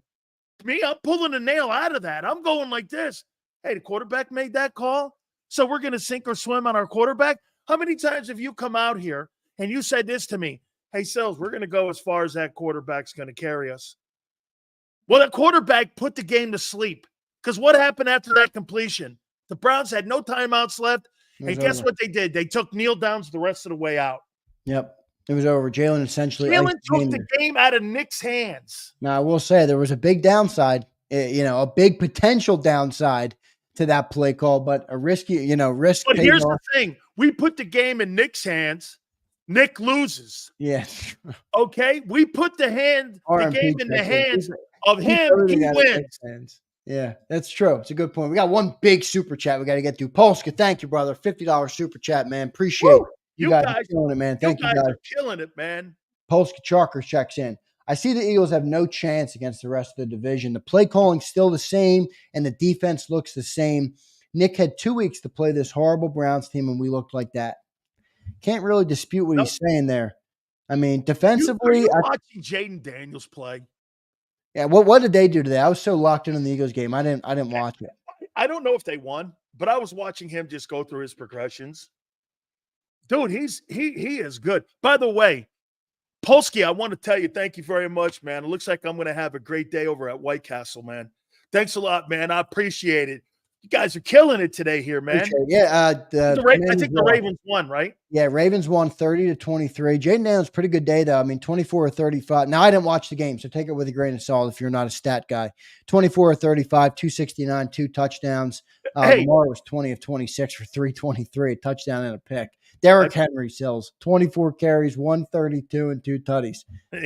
Hey, it's been a month of him killing and running people He's over. the best running back in the league. Dude, I'm going to say this to you. I think the Ravens are the best football team in the league. Yep, they are, and they're 4-2. They started off 0-2. Yep, 0-2. They rattled off 4 straight. They're looking really good right now. One more super chat I'll get to with Brian Fleming checks in. Did you guys lose sleep over how hungry you are? 4-point win over the Browns, totally healthy off the bye. Put Sills at middle linebacker and make J-Mac the head coach. I like it, Brian. Appreciate you checking in, brother. Big Sills, other takeaways from this game. I'm trying to look for – I guess I'm not trying to look for the positive. I'm just trying to take away – I said before we started, this is a weird game to have takeaways from. It was like – folks, I'm going to say it again. He goes like this to me. He goes, Sills, I mean – how do you dissect the game like that? It was just a blah game. It really was to me. Look at this. The Browns played a D effort and the Eagles played a C effort. And the quarterback probably played a B effort. Everything else was C. I mean, Browns ran the ball with stiffs. They completed some passes with stiffs. I mean, dude, I couldn't understand why the Browns didn't just attack that linebacking core and just go after, it's honest to God, I wanted to text after the game, Ken Dorsey, and go to Ken. Why didn't you just attack those linebackers? They can't cover. Sills, I couldn't believe they didn't go to the tight end more. I had low expectations for Deshaun Watson. He was worse than I anticipated. He is not an NFL quarterback. He was better in the second half, 16 of 23, 168. The numbers don't tell the story, though, dude. even the completions he had, it looked like he had to fight every tooth and nail to make them happen. How about the simplest passes he couldn't get to him? I know. On target. There were a couple of those that all he had to do was just throw it out in front. They probably take it 35 yards down the middle of the field. He couldn't do that. Yeah. I was really shocked, man, how bad he looked in that game. Yeah. Overall, I thought the Eagles played a much cleaner game today. No turnovers. I thought I'd have to look. I thought they were a little bit better with the penalties. Special teams last 2 weeks has been a problem. Yeah, that's true. Yep. Okay, they got to clean that up. Okay, special teams has been a problem last 2 weeks. They had a blocked punt, right, in the Buck game, and they had a blocked field goal that went back for 6. Yeah, that blocked field goal today, though. Dude, is that on the special teams, or is that just on the freaking greatness of he leaps the offensive line, swats that thing down. That dude is unbelievable. He did that last year too, and he did it. Man. I think in the last game. So that guy's 280 pounds. So he don't look it. You mean to tell me when you see him? Do you see Michael Parsons? He eats Michael Parsons for breakfast. I mean, dude, when I see him, I don't see Michael Parsons. I just don't, man. I don't see it, dude. Okay. Dude, I got to tell you, I'm looking at everybody, what they're posting right now about Sirianni. My God almighty, he's getting – It's not good, is it? He's getting assassinated. It's like this. Everyone, they're calling him – these are Eagle fans calling him a douchebag. I mean, wow. So what did I tell you, though, when that happened? I said he's messing with the wrong crowd now. It's one thing to mess with the Chiefs fans. They'll clean it up. It's one thing to put your hand up in the Super Bowl and say first down. It's a whole nother ball game when you're going to go at Eagles faithful. By the way, the faithful that pays your salary, that fills that stadium up every single week, the fans that support this fan base through thick and thin. I thought that was a dumb move by Nick Sirianni. I think he's about to learn his lesson real quick. But the Eagles will cover this, okay? Because this is what they do. A lot of the guys who are Anton. Let me just school Anton. And for everybody that doesn't know, Anton is from down under. He lives over in Australia. Anton, you don't mess with Philadelphia fans like that. You might say, that's my head coach. You go walk around the streets of Philadelphia right now and you say, oh, what do you think of Nick Sirianni clapping back at the fans? 9 out of 10 of them will say, F that dude. I guarantee you, Anton, you got a lesson to be learned about real Philadelphia people if you think that's my head coach. Trust me, Philly's not going to like that. He took a shit on the fans today. That's a Philadelphia. I live in Philadelphia. Philadelphia is not going to like that, Anton. Hey, I guarantee that. And especially with a fan base that's 50-50 on his ass going into this game. I guarantee you. By the way, I got guys in here that can't stand me. You know what they're now saying? Okay, he's a clown show. Okay, he's a clown show. Sileo, I still hate your guts, but he's a clown show. When you start losing dudes like that, you're not going to be given, like, how about this? You lose to Dallas, you lose to Baltimore or Washington, those same people that kind of had your back, they're going to be in your grill now. Yep, no doubt. Johnny Mac's getting ready to join us now. So we'll talk to John, get his takeaways. Nick obviously spoke about it. So looking forward to talking to John here on the post show. And then we'll have the post game show coming up after that. About 25-30 minutes left here on the post game show. Once we get Johnny Mac in, got to get a good segment with him, and we'll get his takeaways. Overall, I thought we recapped everything pretty well. Like I said, kind of a blah game. You beat the Browns. Congratulations, like Sileo said. Is this going to win versus better teams in the league? I don't see it. We got the Giants next week. So but Zander, when you have a game like this that you win and you put a better performance like this against the Giants, then when you play, I think the Cowboys are on the other side of this, okay, in Arlington. Zander, when you get a 3-game sample size of that and you get a win, and just think about it, okay? Think about where you'd be. You could be 5-2 at that time. That's going to tell you a little bit more that, hey, is the defense getting better? Is the offense getting more rhythm? Are we starting to see a team starting to find itself? Hey, listen, dude, there's no identity on that football team right now. But if you tell me after 7 weeks, 8 weeks of football and you're 5-2, and you start to find a little bit of identity with all the new faces and all the new coordinators, that's quicker than last year, because last year you never found your identity on both sides of the ball. Brutal. Forrest Hill with a good take here. He says, knowing the last play was a Jalen audible, Fredo telling the fans now what? He's along for the ride, not a driver. It's a good point. Johnny Mac set to join us now here on the JAKIB Postgame Show. Let's go to our man from the stadium, live from Lincoln Financial Field, John McMullen, joining us now on the JAKIB Postgame Show. Johnny Mac, how you doing, brother? Great to have you on. Your first takeaways from the Eagles' 20-16 win over the Cleveland Browns today. Yeah, what a weird game. No style points whatsoever. But exactly, they persevered. They got the win. That's all that matters. But yeah, not besides A.J. Brown making plays and Devontae Smith getting back, getting the big touchdown. So you see the star players, the kind of difference they can make. But no real consistency from the offense. The slow starts continue. No first quarter points. They didn't turn it over. That was a positive. But you saw how limited, and the defense played well. I don't want to dismiss that, but you saw how limited Cleveland was offensively. I don't know if people know, but they didn't have their starting center, and their second team center went down early in the game. Then they got to move Michael Dunn to play from right guard to play center, bring in another right guard. Their running backs, Nick Chubb's going to be back next week. Then they lose Jerome Ford, so they're down to their third running back, and it's Dante Foreman, Pierre Strong. Strong made some good runs. They're really banged up, and Deshaun Watson's playing so poorly. You kind of saw that pretty consistently.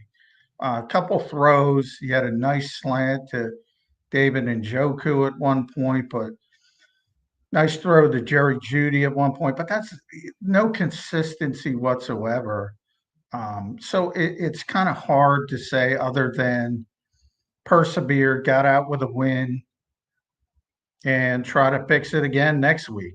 But no style points. So anybody was looking for emphatic wins, they didn't get that. but you don't get extra wins for those types of victories. So, yeah, not satisfying, but heck of a lot better for a loss, because I can't imagine this place if they would have lost this game, because it was ugly and they won the game.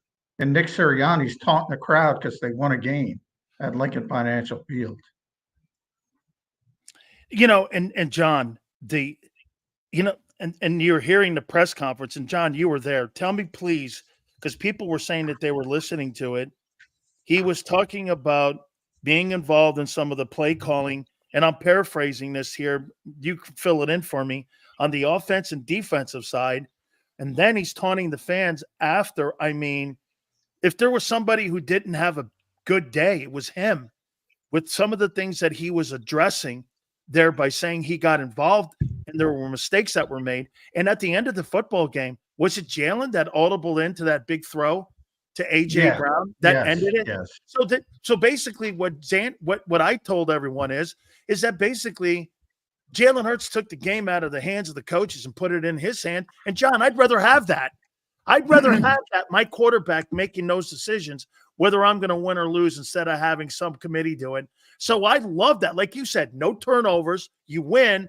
And I got a quarterback that's now making decisions that are going to be win or lose. Great. I'm great with that, because in 3 weeks, no one's going to remember that effort there. But still, man, Nick cannot get out of the way, John. Well, I agree with that. But I don't know if people have picked up on this. I wish they would, because it makes my life more difficult. He takes responsibility for bad things. So when he says he took over the play calling on 3rd and 1, bad play. When he says he took over the play calling on defense, which he didn't take over the play calling on defense. It's a bad thing happened. He's, and some people might say that's endearing or whatever you want to describe it, trying to take the blame off the other people, both the players and coaches. But for those who think he's only calling the bad plays, he's doing it on purpose. Come on, guys, wake up. The ones who are jumping up, wake up. Before it was Kellen Moore. This time it's Kellen Moore. He's trying to take on the brunt of the criticism, so Kellen Moore doesn't have to. Same thing with Vic Fangio. So that part of it, people got to wake up to that. Yeah, but John, just leave that alone. Let it be well enough. Well, I agree. He opens up this stupid Pandora's box that I got to deal with every stinking day. I said the moment he brought it up, asked Zander, the moment he brought it up, I said, dude, don't do that. These people are going to seize that, and they're going to continue to seize that. But that's what he believes. And, when Jalen Hurts, we always go back to the Seattle game. Jalen Hurts did the same exact thing. It didn't work. Threw it in the cover 2 interception. He's done it where it has worked. He did it again today. Bottom line is, he played a very sharp game. He started 0 for 5. It looked ugly early. And then he finished 16 for 20. Best passer rating of the season. Made some big plays. But 14, John, 14 carries though. I mean, here we go again. I mean, you're high up there in them carries and not sustainable. Over 17 ball games. Not saying that they will, but again, his effectiveness by carrying the football, I thought opened up the passing game for him, because when he plays like he did today with no turnovers, John, he's tough to beat. He's tough to beat when he plays like that with no turnovers, especially when he's running the ball. He didn't have a ton of yards, but you know what they did do, John? They kept the sticks moving, and they were critical yards that kept drives going. Sometimes those are worth more than having just a bulk of yardage. Because, well, remember, 4 of those were tush pushes. So right off the bat, it takes up, and obviously they were successful. So that does 2 things. You don't want to say it's not as dangerous as, but it isn't. Let's be honest. It isn't as dangerous as going out and carrying the football and potentially leaving yourself open for hits. So that's part of it. And that also explains you're only getting a yard. And plus then he kneeled down in victory formation so that that really So impacts. it's like 8 carries. It's like 8 carries. Yeah. So that really impacts the numbers as well. Saquon. So people, how many times have we had that discussion? Run pass ratio. Well, yeah, there you have it. They got 4 tush pushes. They're in victory formation. They got 36 rushes versus 25 passes. But they won the game with the tempo and the passing, and obviously AJ gets the touchdown, the 40-yard reception, Devontae 45-yard touchdown. Your playmakers are back. And really, other than those 2 guys, the rest of the offense, Grant Calcaterra was pretty impressive. Yeah. But man, something's just missing. It looks clunky. It looks like rhythm, John. John, it just looks like rhythm. It just looks like, there's no rhythm in the sequencing of the plays, that it just looks cookie cutter at times. Because here's what I said to everyone. I go, from around the second quarter, middle of, to around, the beginning of the third, and then a little bit more into the third, they got away from Barkley and carrying the ball and trying to get rhythm going with it. And they started throwing the ball, and all of a sudden, there you start the half out with 3 and out. And you're going like, why not get a rhythm going, man? They got one of the best backs who's having a spectacular year right now. Running the ball creates rhythm, John. As it creates a rhythm to open space, because the game today is played in so much more space. Create some space by running the ball, and it just seems like it's chaotic at times, and it doesn't look like fluid play calling. I don't know. I mean, maybe you see it different.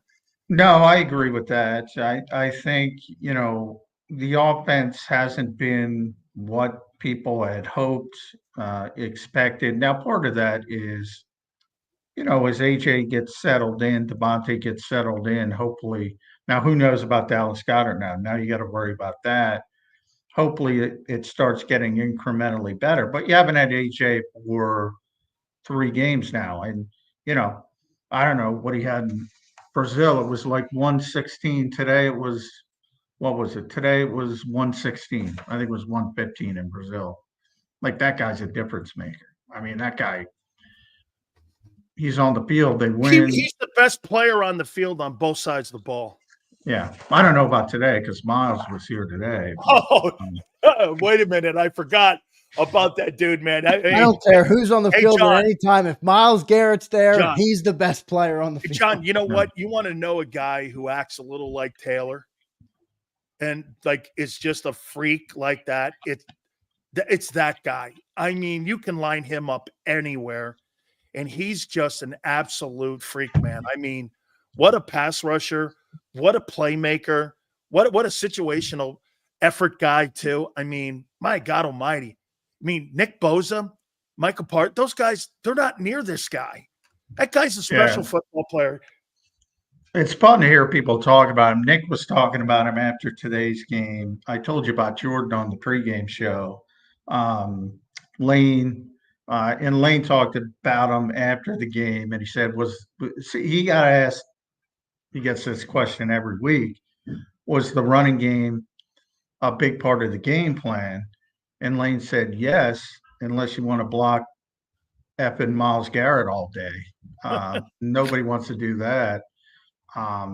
So, they ran it quite a bit with Saquon. Wasn't as effective as usual, which is a little bit disappointing because Cleveland came in as one of the worst tackling teams in football. You thought maybe they could have Zander be giving away a jersey. Maybe it could be a big game from that perspective. But they did a good job trying to take him away.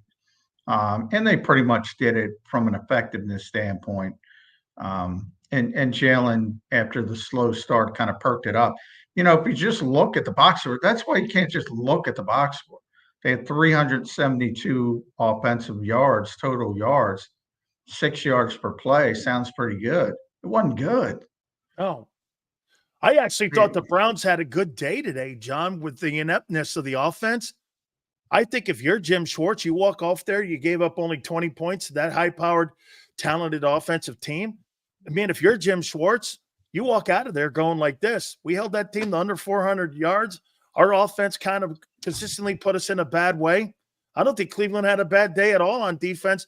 There were about 3 or 4 explosion plays against them, blown coverages and what have you. Other than that, I think they're correctable just by getting some of their talent back because they're hurt on every level there in Cleveland.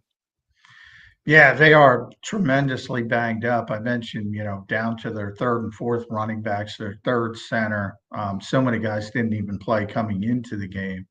They were a playoff team last year. They're probably a playoff team this year if they're healthy, and they had decent quarterback play. They're neither, which has been the issue. But Rodney McLeod had a big day. That I think everybody was kind of happy about that because everybody loves Rodney here. Yeah, great dude. Yeah, tremendous dude. And the way they handled the end of the half, wow. I think tilted this game. I think the game's over if Jake Elliott makes the field, even if he misses the field goal. Probably the game's not going to be a game, and that really, really shifted momentum. And that was just, boy, that was bad the way they handled it. First of all, Saquon went out of bounds a yard before the first down. He should have dipped the shoulder, and they would have took the timeout. Missed the block too on the sack. Yeah. Then the next play's the sack. Did he miss it? I didn't see him miss the block. Yeah, he missed it. He missed the sack. Yeah. But that's a bad sack in that situation. Then you put Jake to where he's got to bang it from 57, and obviously it's going to come out lower. And you got Miles block that kick. He's not only a defender; he's out there blocking field goals. And he jumped over the offensive lineman. He jumped over him. Yeah, he's got a history of doing that because he is such an athletic freak. And Rodney picks it up and goes the other way, and that completely shifted the trajectory of the game. And that was just bad the way the Eagles handled that. And with 3 timeouts, and by the way, I'm not talking about the coaches because everybody wants to jump on the coach. I'm talking about the player going out of bounds instead of getting the first down. Yeah. Understanding you got 3, you can burn one, no problem. Lack of execution, for sure. Lack of execution. Yeah. And then you don't bring up where you're trying to go for it, and I do believe that was the mistake from the coaching staff. They burned a timeout before they ran the 3rd and 1, which is like what nobody's on the same page. There's no. It was just an ugly sequence from that John, perspective. did they look prepared to you? Like, and I'm not talking about coaching and play. Does it look like coaching, players, and everyone were on the same page in this game? And I'm not blaming. I'm not going to go the coaches. I'm not going to. Did it just look like? Well, the defense did. But and Nick brought this up because he doesn't want the slow starts to get into people's heads. And he said, don't say we didn't fast start. He said the offense had a slow start, not the defense. And I'm like, well, he's right, but I don't know what that means against this particular team. They come in with 6 sacks and they ended with, I think, 5 more. I think Cooper helped a lot. I'm like, what took that so long? Cooper DeJean getting on the field. So finally they pulled the trigger on that. Josh Sweat played well. Josh Sweat played well. But I don't know what it means. Yeah, no. It's like, yeah. John, how about Cooper DeJean? I thought he was my silver lining. I thought he played great today. He was great. Yeah. It was great. Now, we should have had that sack when Cleveland was back. I don't know what he wrap up in the NFL, Cooper. Yeah, he thought he was back at Iowa, and you could just stick his shoulder in, somebody's going to fall down. Yeah, the different league. It's you're not playing Northwestern, John. Yeah. He had him dead to rights, and who knows if he falls backward the wrong way, maybe the football ends up in the end zone. But he could have had a potential safety, but you certainly would have had him backed up even further. Yeah, he should have wrapped up. But overall, you could see, and I've been talking about that since the Minnesota preseason game. He showed that he could blitz. Because I remember, Xander, you were disappointed in his coverage, and that's fine. He's going to have issues there occasionally, like all young players. But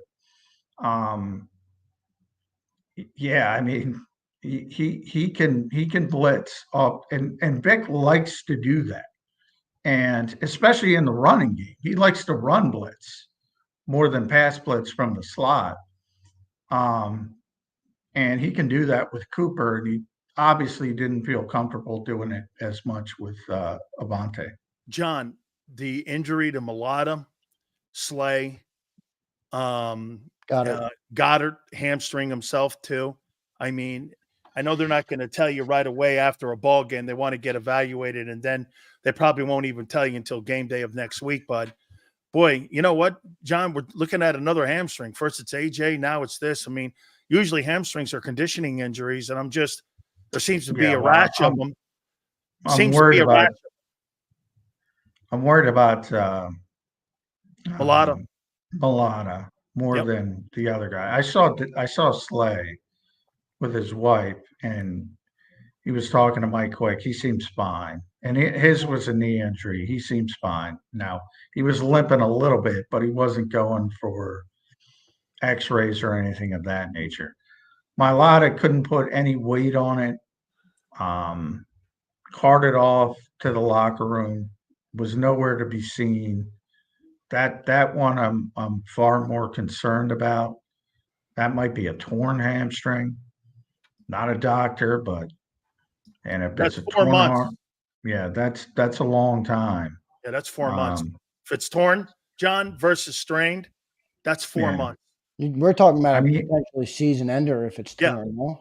Yeah. Yeah, and he couldn't put any weight on it. Yeah. And that's not confirmed. I don't want anybody to say that. I'm just speculating. Yep. Yeah, just based on the fact that you can't put any weight on it. Yeah. And Dallas, I don't know with Dallas. I didn't see it. I did notice on the first 3 and out of the game, I mentioned to the guy sitting next to me in the press box, I'm like, boy, he didn't run that route with any sense of urgency. And turns out there's a reason why, because he couldn't run. So, with Dallas, it's probably more of an AJ hamstring, and you're probably talking week to week, but yeah, it's probably going to miss some time, I would think. Hey, John, did Nick Sirianni really say this? Were these his quotes here? John Clark just texted me this. Nick Sirianni says, when the fans are cheering, it helps the team.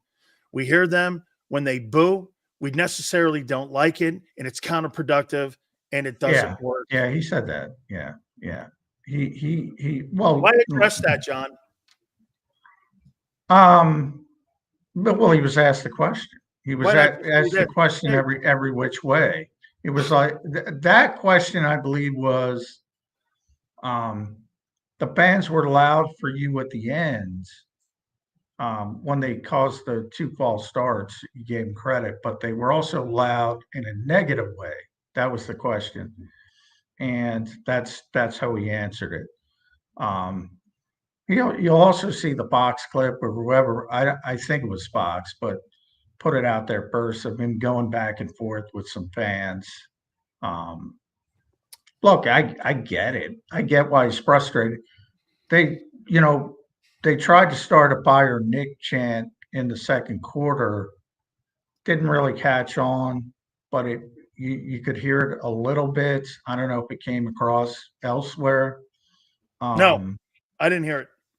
Yeah, there was a little bit of that. There was a lot of booing, starting with the first 3 and out. Heard that. So, yeah, I mean, obviously you don't want your home crowd to boo you, but it is Philadelphia, so you should expect it.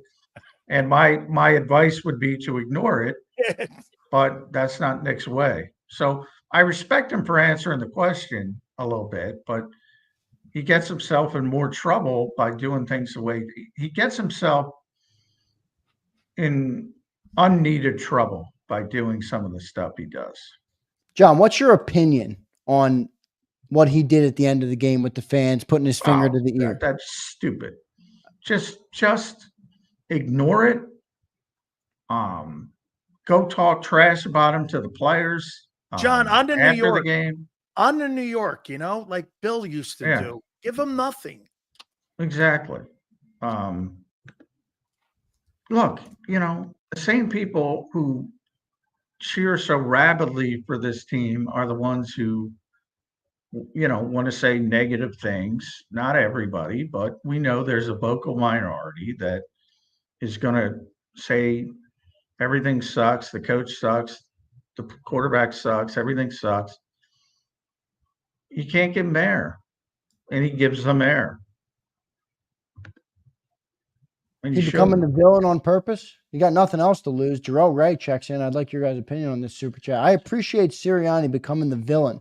What does he have to lose? Everyone wants him out anyway. Well, he does. That's a good super chat because I'm going to write. I'm going to write about that. I think Nick is getting to the point of, well, if I'm getting fired anyway, I'm going to do it the way I want to do it. Hey, I'm going to go out being the bad guy like he's like Scarface. He might be listening. I don't know. He might be listening to you during the week. He's the bad guy now. He's the bad guy now, John.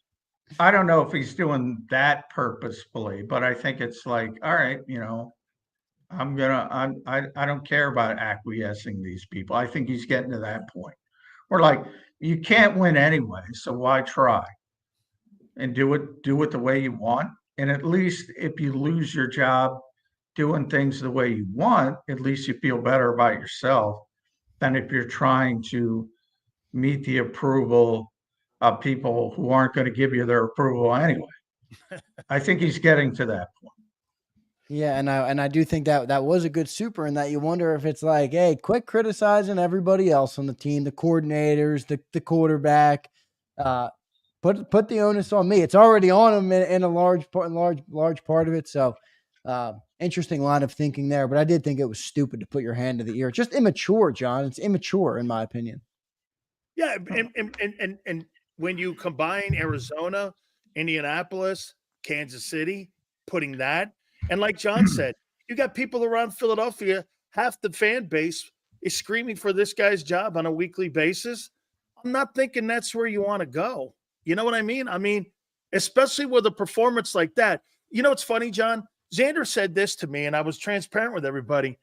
How do you evaluate a game like that? I mean, well, yeah, I said that at the start. I don't know how to evaluate. Yeah, no. You did the same thing we did. We were like, how do you evaluate coming out of the gates like that against that team, and you win by 4 versus Cleveland, who has nothing to offer in that game offensively? They had nothing but a few brief little moments in that game. And you're like this, okay. And then you add that. John, if you look on social media right now, they're not talking about the fact that the Eagles are now 3-2 and they're kind of in the group with everyone else. They're talking about Nick Sirianni acting like a clown at Lincoln Financial. Yeah, well, yeah. I mean, he's his own worst enemy when it comes to that. Plus, you'll hear the national media jump on that because he has done it in the past. It is immature. It doesn't look good. And it doesn't. It doesn't look good. It's dumb. It's dumb to even engage in that stuff, as you said. Not that there's only one way to do things, because there's many ways to do things, but I don't know if the proper way to do anything is to make things harder for yourself. That's what he does. He sure does. So maybe he is making himself the villain, but that doesn't mean it's the best route. Johnny Mac, final takeaways on this game, brother. Like we said, tough one to evaluate, but just your final thoughts on this game as we prepare for Birds 365 in the morning. Ugly game. I feared this might happen because I didn't see a lot of ways Cleveland could win this game. And the one way was turnovers, and they got a turnover of sorts. Remember, the offense didn't score a touchdown, the Cleveland offense. Their only touchdown was the blocked field goal and Rodney McLeod. So they were as bad as advertised. So the part of the team that played really well, you're like, well, what does that really mean if you look at the way they played certain other games against better competition? And even though you're in this little stretch, I mean, like the New York Giants, the way they played the past couple weeks, they look like they look like the greatest show on turf compared to this Cleveland team. That's how bad they have been offensively. So I don't know what to take out of it defensively, other than it's nice to get Cooper out there. Nakobe Dean continues to be really, really bad in space. And Bryce Hupp got a half a sack they might take away from him after they review the film. So we're all celebrating Bryce Hupp, and they might take it away. Because for me, it should have been Cooper's alone, but evidently they gave a half sack to Bryce Hupp, and they might turn that. But just keep that in the back of your mind. Hey, Andrew, you know how John McMullen tells you that you've been Sileo-ized? I don't know. John sure sounds a little like Sileo. The whole world will be Sileo-ized by the end. Hey, take that sack away from Bryce. He don't deserve it. He belongs on a milk carton. I didn't say he didn't deserve it. I said I know how this league works, and they review the film. Yeah, and they'll take sacks away from people and assign them to the right people. So it's happened in the past. Because it's incentives, John. There's incentives in there that these guys haven't built in their contracts. If you have a certain amount of big power plays on defense, you get credit for that. And there's bonuses that you make. So, yes, they are important. Yeah, well, that's a league-wide problem because they pay people on sacks, and that's why people are obsessed with them. And they're not as important. It's one of the worst statistics in sports. Chris Long talks about this all the time and Chris is a pass rusher. He's like, well, half of the time you're getting sacks because the D tackles, they run the quarterback right into you.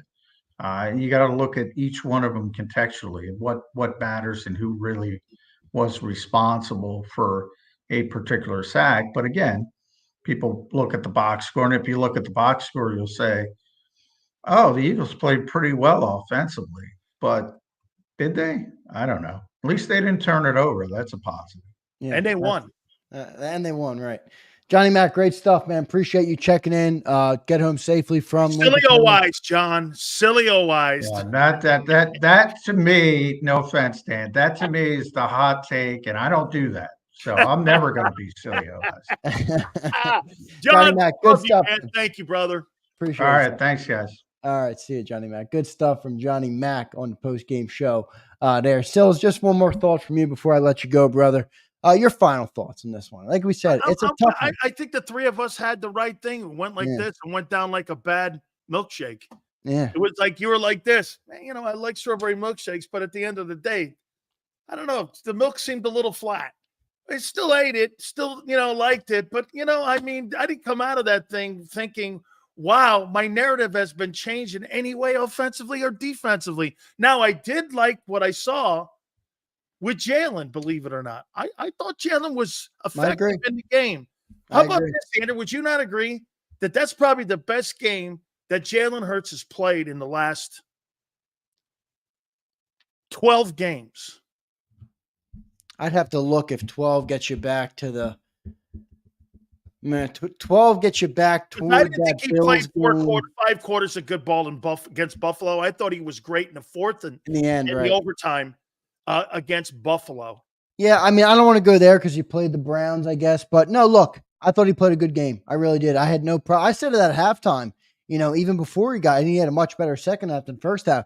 We had people ripping in the halftime, and I'm like, oh, I kind of see it differently. I've been hard on the team, but I don't really see it as like that. So, before I leave, I want to make this very clear. I just ordered 4 body bags for Monday's National Football Show. Here we go. For the real Sills, everybody. Hope you enjoyed the first hour 40. The real Sills is now coming out. Yeah. Okay. Come 2 to 6 Eastern on Monday. I have just ordered 4 body bags. Okay. One of them is for Nick. Yeah.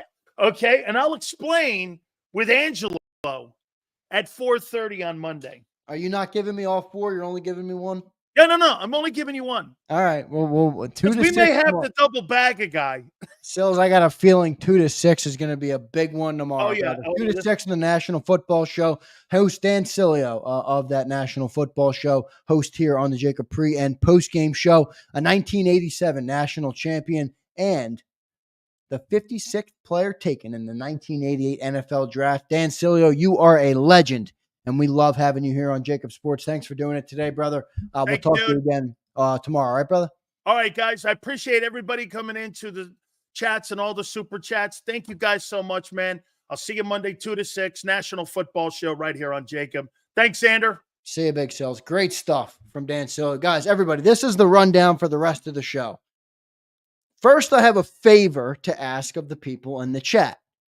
Now, my family is listening to the show, and we have a big thing happening in our family. And the favor I'm asking of you doesn't cost you time. Well, maybe a couple seconds. Doesn't cost you money. All it will do is will make me happy. So if you could do this for me, I would appreciate it very much. In the chat box, comment in, congrats, JFK, like the president, JFK. My brother's initials are JFK. Joseph is my brother's name. JFK.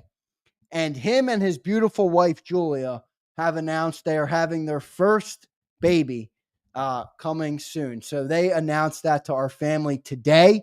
And we have a big family dinner. So I don't have a full night tonight to do a post-game show.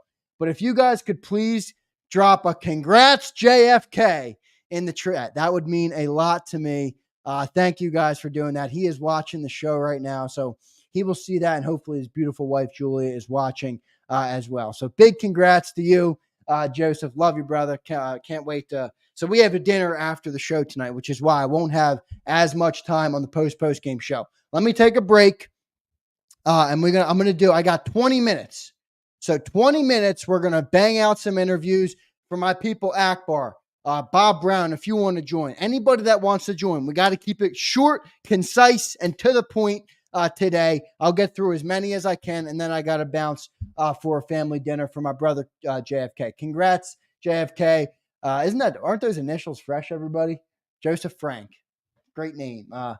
So big congrats to him. Good shout out to him. And thank you all for doing that in the chat. I appreciate each and every one of you. Jarrell, I'm not sure if you just checked back in, brother. Johnny Mack, loved your latest super chat on the Nick Sirianni villain. So great stuff from you. Let's get to our commercial break.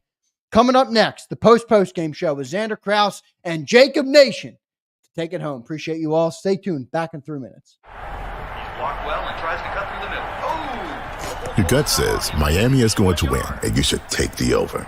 Your gut also said your NFT selfies would only go up in value. They didn't. But your head is on Sports Grid and knows the QB is in concussion protocol. The backup has a 45 QBR against the zone coverage. The New York D has the most sacks in the league. So yeah, trust your head. It's smarter to be on Sports Grid.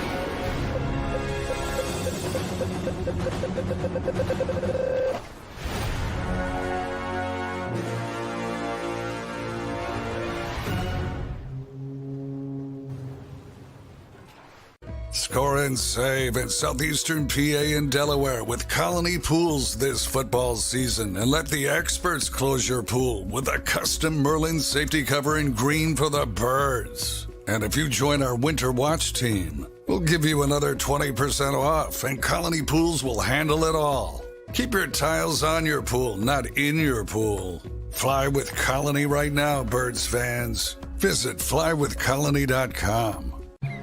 I get scared sometimes. Of a lot of things. Joining in. Decisions. The dark.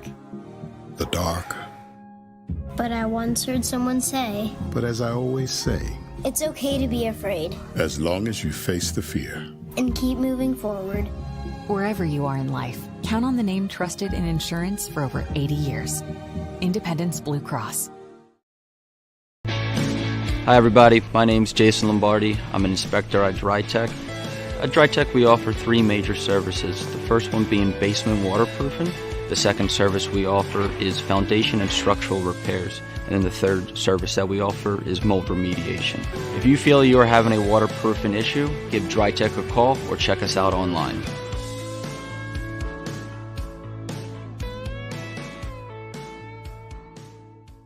Heading down the shore.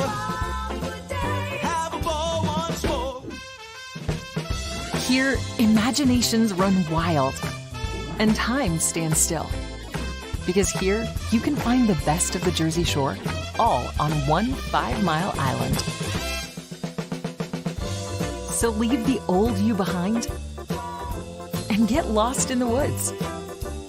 Wild, wild, wildwood day. Plan your stay in the Wildwoods today. EAGLES, Eagles.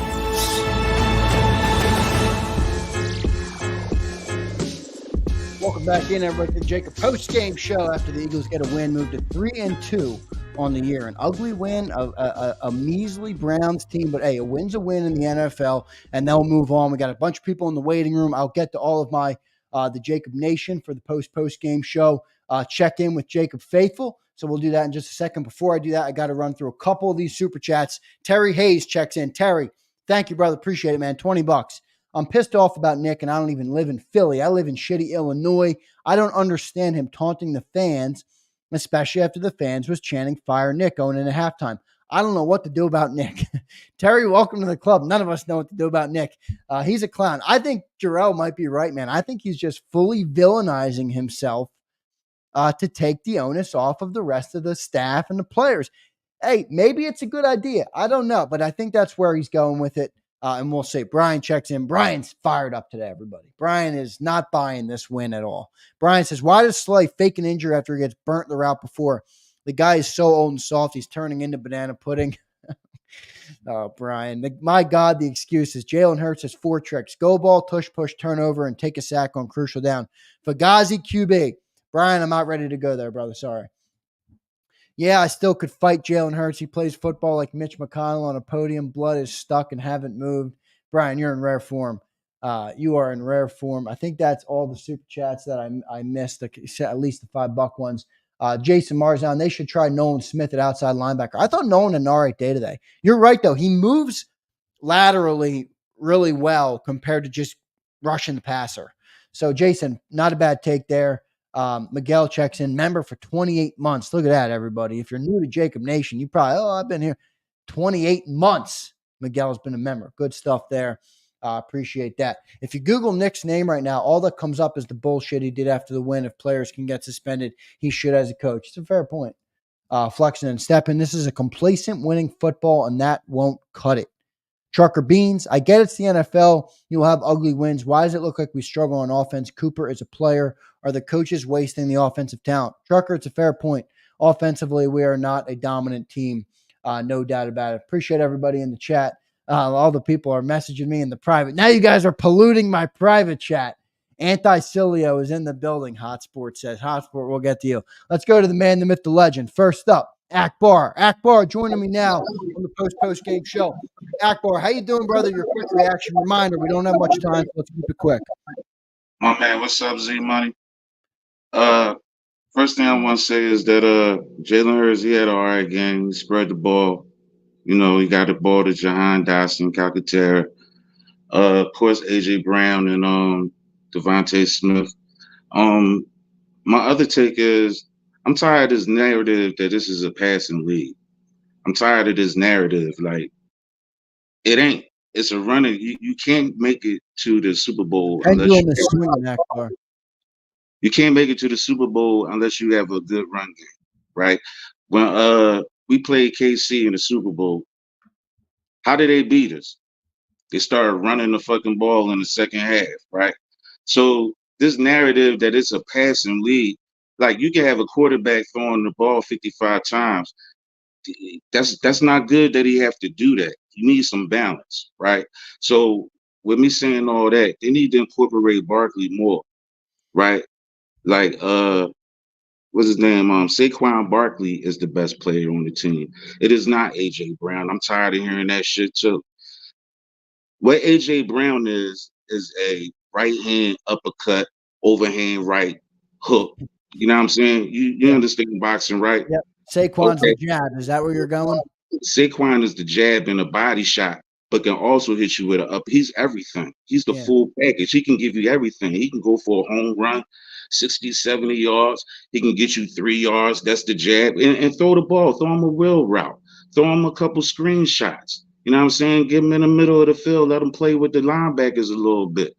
Like I think that will build the flow of the game. And then once you get them biting, that's when you hit them with the AJ Brown overhand right. I also think that last pass was dumb too.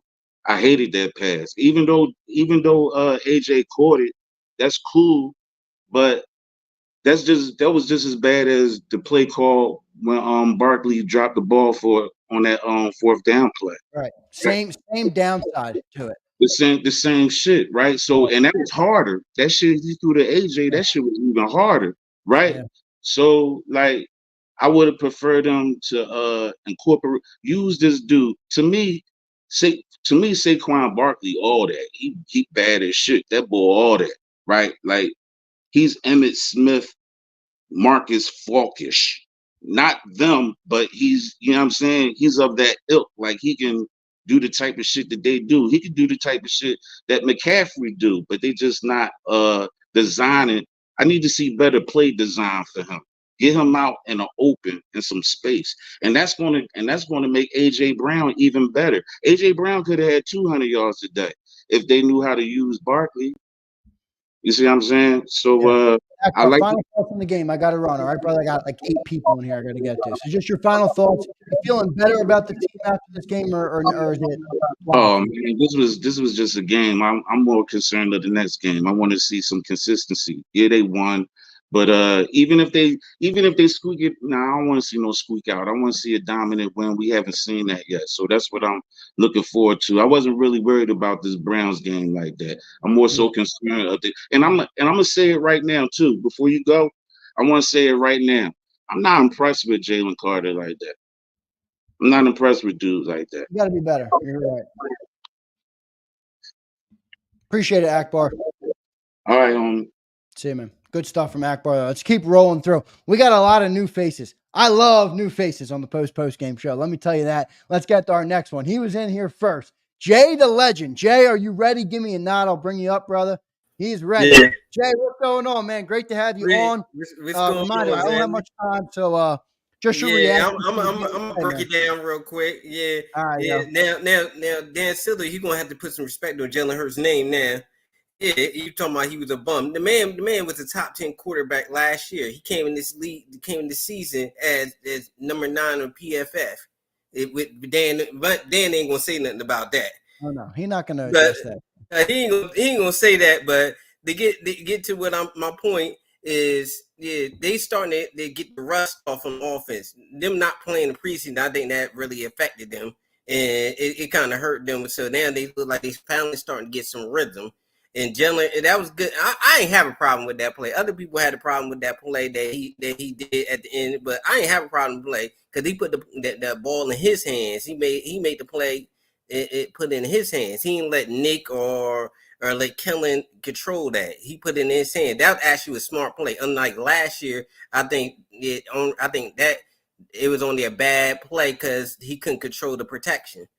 That's the only reason I thought with the Seattle game last year. Right. Like that was the only difference. Give him credit for that and say, hey, take the ball, take the decision out of Nick's hands there and put it in your own. I have no problem with that. You come out of this game, Jay, feeling more optimism for the team, or is it a wash because the Browns suck? No, I seen some progress. I think they starting to put it together. That's what I said. Jalen Hurts take care of the ball. They putting together. I still see there's more room to grow with Jalen Hurts. Remember, this is first year changing protections and all that. I think he's only going to get better because he gets better each year every time he's get put in the good position. That's all about him getting put in the good. He's not a bum quarterback. He's not none of that. And for ordering them to get to where they need to go, he's got to be the best player, like he was in 22, and like he was up until week 10 until he started turning over the ball last year. So Right. they just got to put it together on offense. I think they'd be fine on offense. They put it together. The defense, they got to get more consistent. Stop playing 10 feet off the ball and man up. Yeah, that's the only thing about question, and I'm gonna end with this question for everybody. I didn't end it with Akbar. Akbar, my bad. And keep it short, all right? It's a couple word answer. Is this team a Super Bowl contender? I think they're a playoff contender right now. Okay, Super Bowl contender. Hey, that answers my question. I said a Super Bowl contender, Jay. Don't switch up on me, brother. As of right now, no, but I think they getting there. All right, we'll see. I think it's they get one trade. I think if they trade for edge rusher, that would put them over the top. It ain't gonna happen, man. There's nobody out there. Trust me. You don't trade for great edge rushers in week 6, 7, 8, 9 of the year. It just doesn't happen, man. Nobody's getting rid of them. It's a premium position. But Jay, appreciate you joining, brother. I'll talk to you again soon. Hopefully. Thanks for checking in today. All right, brother. All right, thank you. Thank you, man. Great stuff there. Let's go to our man from Florida, Bob, the great, the one, the only, Bob Brown. Bob, wait, before we talk Eagles, are you safe? Are you sound? Is your family good down in Florida? I know you're down there. You guys went through the hurricane. How you doing, Bob? Like a duck on a pond, brother. My feathers are smooth, and I just keep kicking. We're all good. I love it, Bob. Great stuff, man. Let's get into it today. What'd you see out there today, Bob? When you watch a football game and your first reaction is, well, at least they won, it doesn't say much about the game. That Cleveland Browns team is bad. Yeah. Our offense played against a good defense. I mean, that defense has got, I mean, you see a 280-pound defensive end jump over your offensive lineman, block a kick, and then, I mean, that's Bob, is that slightly impressive. We haven't had somebody on our team like that in a long time. Is that guy remarkable or what? I ooh and ah at my screen when he's on there. It's unbelievable how good that guy is. He is a game changer. Okay, absolutely. The offense is soft. They don't have an identity. I agree with Akbar. Run the ball, set the tone, counter punch over the top with AJ or Smitty coming across the middle. Bob, For some reason, I feel like they set it up backwards. Like they come out and try and take the deep shots. And I'm like, set it up for Jalen. Make it a little easier. Why does his first 5 completions have to be a 30-yard out to AJ? I don't get it. You know, sometimes I think they do it backwards. You said it on Twitter. They're forcing the ball. They got their 2 big horses back, and we're going to feed them. Except that the quarterback wasn't ready to do that. You had everything you needed to do to take the steam out of that defense we were facing, run the ball, and then when they commit to the run, counterpunch, throw the ball. Okay? The defense, I'm glad Trotter got bumped up to number 2, and God willing, he will start next week because Nakobe Dean running around like it's Halloween and he's trying to get as much candy in the bag and he never gets to the step. He just doesn't he doesn't tackle. He's not comfortable. And I think, quite honestly, he's pressing. He's heard 2 years of stuff that he's not doing it, and he's pressing. Garner tackles, Bob. The missed Johnson. I love the fact that Q got up in his grill when he knocked that interception out of his hands. I want players that have that type of fight in them. And if it's your own guy that gets in your way, get in their ass and let them know it. Yep, I agree. Okay, Bob, great takeaways. Final question, and I said it. I'll ask everybody: is this team a Super Bowl contender? No. Not unless the NFC completely falls apart. This team, they will be watching the Super Bowl at the end of the year. There would have to be a huge turnaround, and it would mean our coaches would be coach of the year. Nick is an embarrassment, and I put it out there. This team does not have Philly or Eagle pride. They don't seem to be playing for each other. They're just a bunch of players out there. They're just players out there doing their assignments, and they're not looking to the guy next to them saying, I'm not going to let this guy down. I'm going to go. And to watch a defensive end that's been in the team as long as he was, Graham, go out there at halftime or before the end of the half and stand there and jaw at the Browns because he had something to say, and everybody else just walk off the field and let old man Rivers stand out there He's like, I want him to unplug his heart and put it into Jalen Carter. Bob, I love Brandon Graham. The legend of Brandon Graham is exponentially growing. Yeah. And real quick, to your brother Joseph, congratulations on the baby. It will change your life. I had a private conversation with Zander. He said he will babysit whenever you want. Okay? So, yeah, no, Z, this team they're incomplete. It comes from the coach. Nick should get crushed for chirping at the fans. And what do you think it's going to happen next week? What do you think the next time you go out there? You're going to chirp at us like you live here. You're going to go to Wawa. You think you're not going to hear about it? You're going to go get something. You're going to show up at a Flyers game and you don't think? Why would you poke that bear? I think he's on the spectrum of being bipolar. I mean, that doesn't make sense. Yeah, it's weird. It was a weird move by him to do that. Bob, thanks for checking in today, brother. Hopefully I'll talk to you again soon. I'm sure I will. Great job as always, brother. Have a good week. Appreciate it, man. Great stuff from Bob. He's one of our most intelligent listeners. Obviously been an Eagle fan for a long time. I love talking to Bob. Going to keep rolling through the lineup. Got a lot of people to get to today. O-line guru coming to you next, brother. That's our man Caleb in the chat. What's up, man? How you doing? What's your takeaways from this game, brother? What's up, man? How you doing? Good to talk to you again, man. Good to talk to you again, man. Honestly, I just feel like everybody's overreach. Like, we had a good game on offense. Caleb, I said the same. I came on at halftime. I was not upset at all, and everybody in the chat's, oh, we effing stink. I'm like, really? We're getting into the game. You want me to tell you what I think it is? Because I know you're on a short time, buddy. Want me to tell you what I think it is, man? I really think, bro, we got used to that 10-game win stretch that we had last year and seen the way Hurts is winning with his arm. But they don't realize we went on that playoff run that first year. The last 8 games was on the run. That 2022 was on the run. We didn't have these elaborate games with 300 passing yards. We won majority of our games like this. Exactly like this. Run the ball on first down, possible RPO, maybe some option. Run the ball 65 to 75% on second down. Get the ball to AJ and Smitty when you don't. It's really smooth, man. It looked good to me. I really just feel as if people want this Hurts going out there throwing the ball on first down. We clicking, that's not our team. And that's not the way we've been, you know what I'm saying? No, and as for the Browns, I think the Browns defense is solid. I think that's a solid defense. It is. Jim Schwartz dials up a good defensive game plan. I mean, look, they're missing some players, and they still play good. And anytime you go up against Myles Garrett, I mean, you got to test in front of you. Yeah, and they keep saying, Kellen, they keep saying we should have blown them out, If you go back and look at that 2022 season against like the Colts and teams like that, we wasn't a team that would just blow people out necessarily. We was able to score every possession because we had time of possession with running the ball. We didn't have the ball that much this game. That's why people kept like, well, we didn't score a lot of points. Well, Kellen Moore fumbled on that 3rd and 1. We should have scored points there. That's a 10-point swing right there.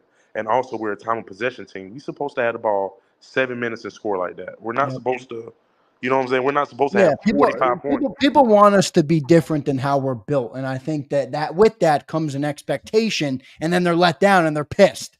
You know, yeah, it's like we had an amazing we have a bright future with Kellen Moore if he can call it like that every week. I'm very confident. That's a playoff defense we played. Two last quick questions for you, all right? And I'll get the Super Bowl question last. Mm-hmm. Your thoughts on the Nick Sirianni exchange with the fan base? I think as a Philly, my family's from Philly. I think as a Philly guy, you know what I'm saying? I see the problem. I think he's just taking it personal right now. Like, you also, as a fan, we're not thinking about it in his shoes, but everybody pretty much wants him gone. You even heard me bringing up Bill Belichick. You heard me bringing up Bill last week. So, like, let's be real. Everybody's like, we want you gone, and he come in and have a good win. I like the passion. Obviously, the team is behind him. But, I mean, it's just a poor look. You know what I'm saying? It's a poor look, but it's a win. Like, I'm not going to act like he lost, but he's on a tight leash, and we all know that. It's clear as day he's on a tight leash, so he's making it harder for himself. But as long as he wins, we're not going to trip. So, great stuff, man. Appreciate you checking in. And by the way, last question. Super Bowl contender, yes or no? Yes. Like it. Let me tell you why. Who in the NFC? People keep talking about the NFC. The 49ers aren't playing amazing. The Vikings, they don't scare me. The Lions. The Lions are good, bro. But 27-6, they're up on the Cowboys at halftime. The Lions are good, but it's like, I like our championship DNA, man. Like, the NFC, although we have a lot of good teams, they talking like we got the Chiefs, like we just got the Ravens. Caleb bringing some positivity. I like it, bro. Appreciate it, man. We'll be all right, guys. We might not win it, but we're competing right now. Great stuff, man. Great takeaways. Great to talk to you now for 2 weeks in a row. Hopefully, I'll talk to you again soon. You have great takes, man. I appreciate you joining today. See you, brother. See you, man. Great stuff there. Let's go to our man, Anton, from all the way over in Aussie. He's going to tell us in Philly that we should have no issue with Nick. Here he is now. Anton, joining the show. What's going on, brother? Drinking some wine. One second.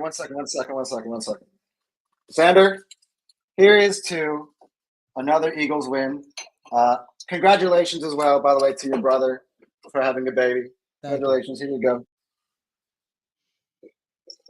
I thought you were going to chug. Man. If you're going to pull that. No. Not chugging. That No chugging. charade on the post game show. You got to chug it. Anton, your take from the game today, man. Arthur Juan Brown, 6 receptions, 116 yards, and a touchdown. Your boy Dan Sileo wanted him traded. With A.J. Brown in the lineup this season, our Eagles are 2-0. Dan didn't want him traded, Anton. He wanted him traded, and he spoke about it for months. I have records. I have screenshots. Go ahead, drop I have tweets. I have tweets. I have receipts. Don't deny it, okay? Look, what did I tell you when we played and we lost the week? I said we had no weapons at all. And I said, we're going to come back at home. We're going to shellac the Cleveland Browns. Now, we didn't shellac them. We didn't whack them at all. We didn't shellac them. No. We didn't shellac them. But in my world, Zander, there's only 2 types of teams in this world. Teams that win and teams that lose. Today, we won the football game. Okay? And by the way, on the whole Nick Sirianni thing, look, I'm not from Philly, all right? No, we know. I was born in LA, by the way. Go Dodgers in the NLCS. Let's go.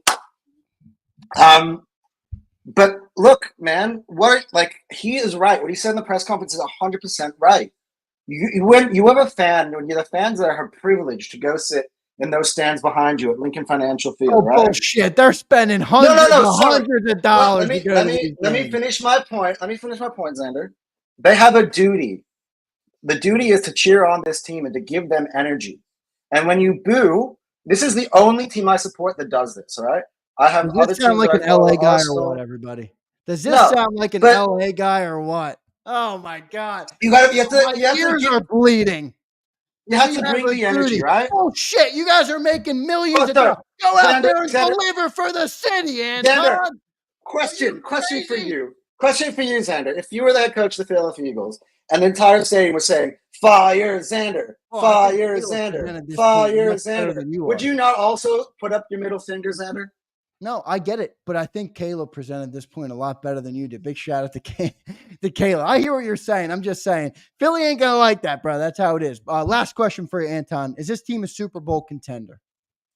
Question for you. I'll turn it back. What's the record of the San Francisco 49ers? At the end of the season? 10-7. No. Oh, right now? Okay. What are they? 3-2 right now? What's the record of the Philadelphia Eagles? 3-2. Yeah, Dude, what record is better? You can't get caught up in You said you were the dude last year at 10-1 that was like, we're 10-1, and then we collapsed. Anton, don't read your own headlines. I'm being consistent. At 10-1, we had a better record than them, and now at 3-2, we still have a better record than them. The Eagles are going to go to the Super Bowl, and you know why we're going to the Super Bowl? You're drinking your Dodgers. I believe in number one. Number one, LA guy. I'm the Dan Sileo. You sit next to that guy for way too long. Fan of the Eagles anyway. You're born in LA. I guess the football team's out there. Look, can I tell you, when I grew up in LA, they had no football team, and so everyone in LA just picked a different team. And all my best buddies were all Eagle fans. Story hour right now. I got to run. All right, brother. I know. You got your brother's baby celebration. So week, all right, yeah, I'll see you. See ya. All right, let's go to our next one. We got some new faces, and I'm excited. My man M. Reyes is in here. Tim, I see Tim, Warren, and Lucius the show, and then Abe. So let's roll through them. Warren, I'm coming to you next. You ready, brother? Here I come. Warren, what's up, man? Thanks for joining the show. How you doing, brother? How's it going, man? Good, man. Great to have you on. What was your takeaway from the win today, brother? I think it was a good win. We got to see Cooper DeJean. He performed well. Quinyon Mitchell, I wish he got that interception, but he didn't. Yeah, he should have. But I think this team is good right now. I think just build the momentum that they're on right now, and I think we can be that Super Bowl team. But we just got to keep building that momentum where we're at. Yeah, I like it, man. Good takeaway. And just your thoughts on the Nick Sirianni thing with the fan base. How do you perceive that? I'm not a. I think Nick is very high school coach. Yeah, he is. Whenever with the talking and the humble, hungry, like that's something corporate talks about in the work environment type stuff. Like we're not trying to hear that. I think he's not that type of coach that we really want at the end of the day. He's not. But I think as long as the players at least respect him and they're buying in on what he's saying, I guess we can keep him. I know if we take him away and in the middle of this season right now, it's kind of just giving up and putting our hands up, and I don't think we want to do that right now. Yeah, no doubt. The last question, Warren, by the way, great to see you, man. Our first time having you on. I appreciate you being here. I'm not sure what your name is in the chat. Are you in the chat often? Do I see you? Oh, yeah. I'm always watching you guys. I'm always watching y'all at 2:00 ready to watch. Perfect. Appreciate it, man. Is this team a Super Bowl contender, Warren? If they keep building the momentum that they're at now and the defense gets better, yes. I like it. I definitely see that. I think even if the defense just gets more consistent, right? I mean, shit, they got to be more consistent. And I think with Jalen, AJ, and Smitty, I think what I like about Jalen right now is he wasn't giving the ball to Dotson very much. Now we're seeing he's trusting Dotson a lot. Yeah. So as long as Jalen's able to spread the ball and just keep the defense confused, I think they're going to get better as well. Love it, man. Thank you for joining. No turnover. Yeah, that's true. Big takeaway there. I mean, we've talked about it for weeks now. Yeah. So that's big. Got to give him his credit for that. Warren, thanks for checking in, brother. I'll talk to you again soon. All right, brother? Definitely. Appreciate it. See you, man. Great stuff there from Warren. Love getting new faces on the post game show. Next up, M. Reyes. You ready, M? This is the ultimate Eagle fan in the chat is joined the show. M. Reyes, how you doing, brother? What a big win, right? I mean, yeah, a win's a win in the NFL, right, man? Any given Sunday, anything can happen, right? You know, you get injuries, you get this and that, and a whole bunch of other bullshit, and you get a shaved head for a coach, and you deal with it. You wake up and you deal with it, and you know what? Right, we woke up, we dealt with the Browns. Yeah, let's go next week. All right, so you watched that game today, and you've been adamant about 14-3 in the chat. Oh yeah. Are you feeling better about that record after that win?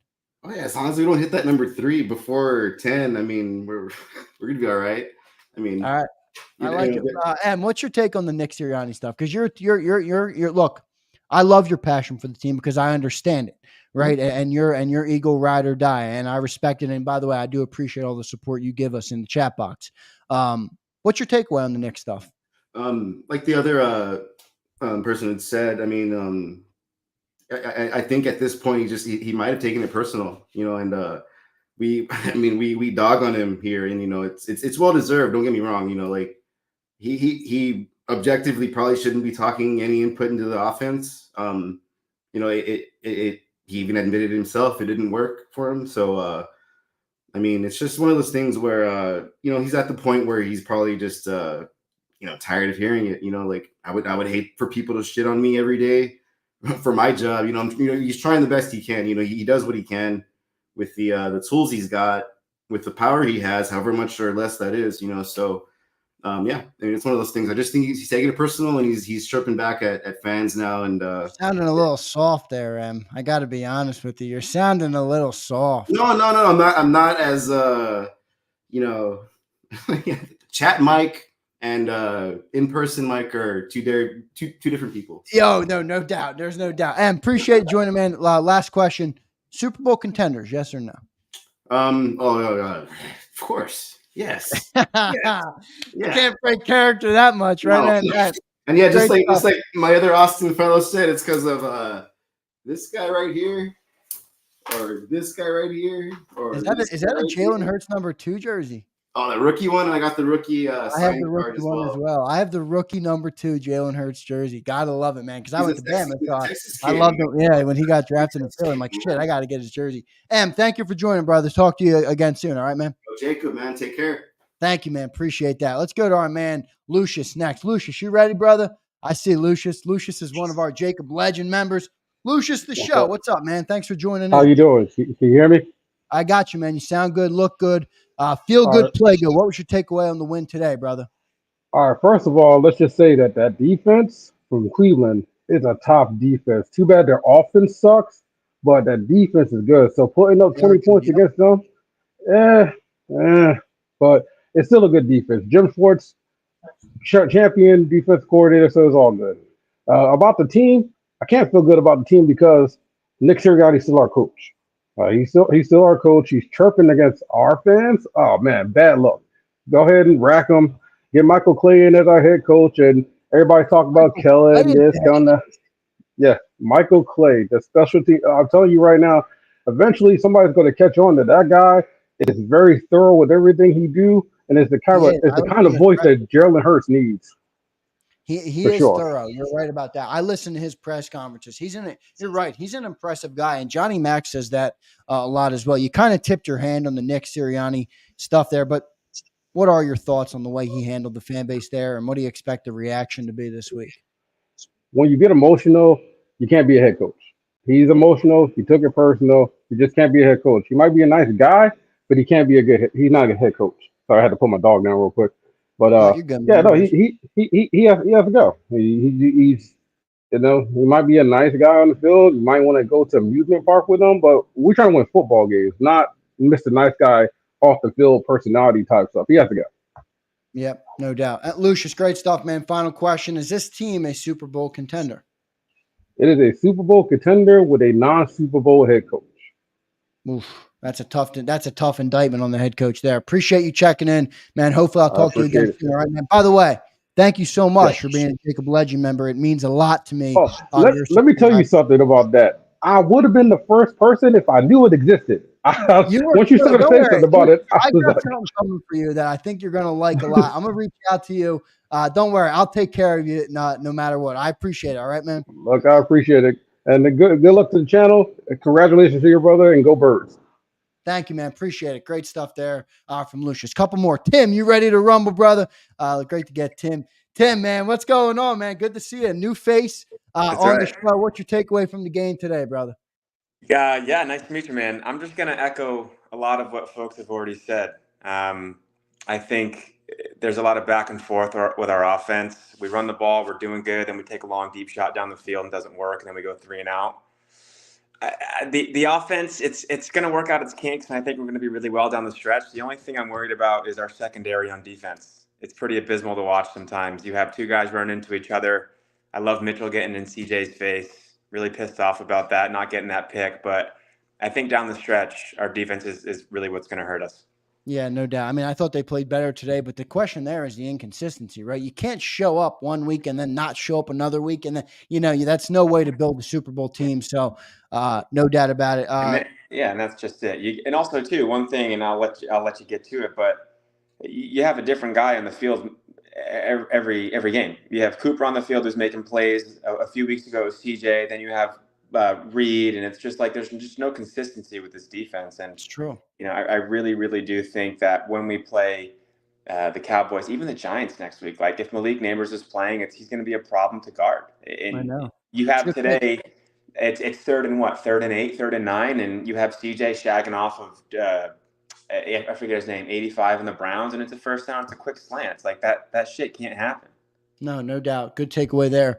Tim, by the way, are you in the chat? Do I see you in the chat often? Sometimes I got to put the name, like who is who. I just started becoming active in the chat, but I've been following you for a while. Oh, appreciate it, man. Well, you got to chat in more. Now I know who you are, so I'm going to be calling you out if you're in there. So thanks for checking in today. What's your take on the Nick Sirianni stuff, man, the way he handled the fan base today? Yeah, it's tough. You have my wife and her whole family. I live in Boston. They're all Patriots fans. So being a Patriots fan, it's like it's not easy playing for the Patriots. It's just like it's not easy playing for the Birds.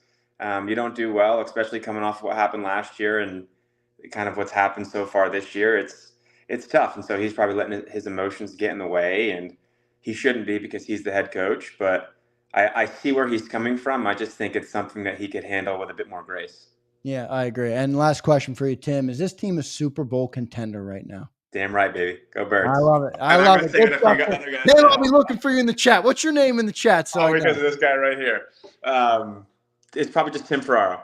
Oh, cool. Thank you, man. Appreciate it so much, man. Good to talk Cheers, to you. man. All right, man. Later. See ya. I got one more. Abe, are you out there? Abe is there. My main man, Abe. Abe, what, checking in on the show. Abe, what's going on, brother? Last one from the JAKIB fans. What's your takeaway on the game today, brother? Hey, no turnovers. We took the points, ran the ball. We did all the things that we should have been doing from the fucking first place. But, shitty game and all, but You at the shop, Abe? You putting some work in at the shop right now? yeah, putting at the shop, man. Nice, man. Good stuff. Abe working hard for that money. I like it, Abe. Good stuff, man. What's your takeaway on the Nick Sirianni stuff, brother? Terrible. Awful. I promise you, if I were to do that around here, people wouldn't even like me. But the fact that he did that around the whole fucking stadium, you need to get your ass out of here. You don't need to be here. Yeah, You're not man. no Eagles coach. People are going to have a problem with that in Philly. I said that. Anton didn't want to believe me, but I told him people in Philly aren't going to like that. Hey, any other takeaways on the game, Abe? I'm not ready to let you go. Yeah. Any other takeaways on this game? I mean, I thought you brought up a good point about they took the points. Nobody's mentioned that yet. They took the points today. A lot. They kicked several field goals today. One got blocked, obviously, so it didn't end well. But they did take the points. I thought that was a good takeaway. But, does this game have to be analyzed differently with how bad the Browns are? No, but the thing that we could take out of it was the no turnovers and spreading the ball out. Maybe we could just do a little bit more in that. Like I don't know, somebody said in the chat, like there's a trend. Yet, not yet. 3 more games in. We'll see how we do. But defense got to step up, like awful amount of zones and awful amount of spaces that they can get into. Like, I don't know how the hell that Watson get that to Jerry Judy. It just made no sense to me. But overall, like, Cooper did good. Q did good. He should have fucking had that interception. But CJ stupid ass had to taken it away. Slate weak ass need to be out of here. And like Bob Brown said, Jalen Carter needs to have the heart of BG. Boy, Jalen Carter with the heart of BG.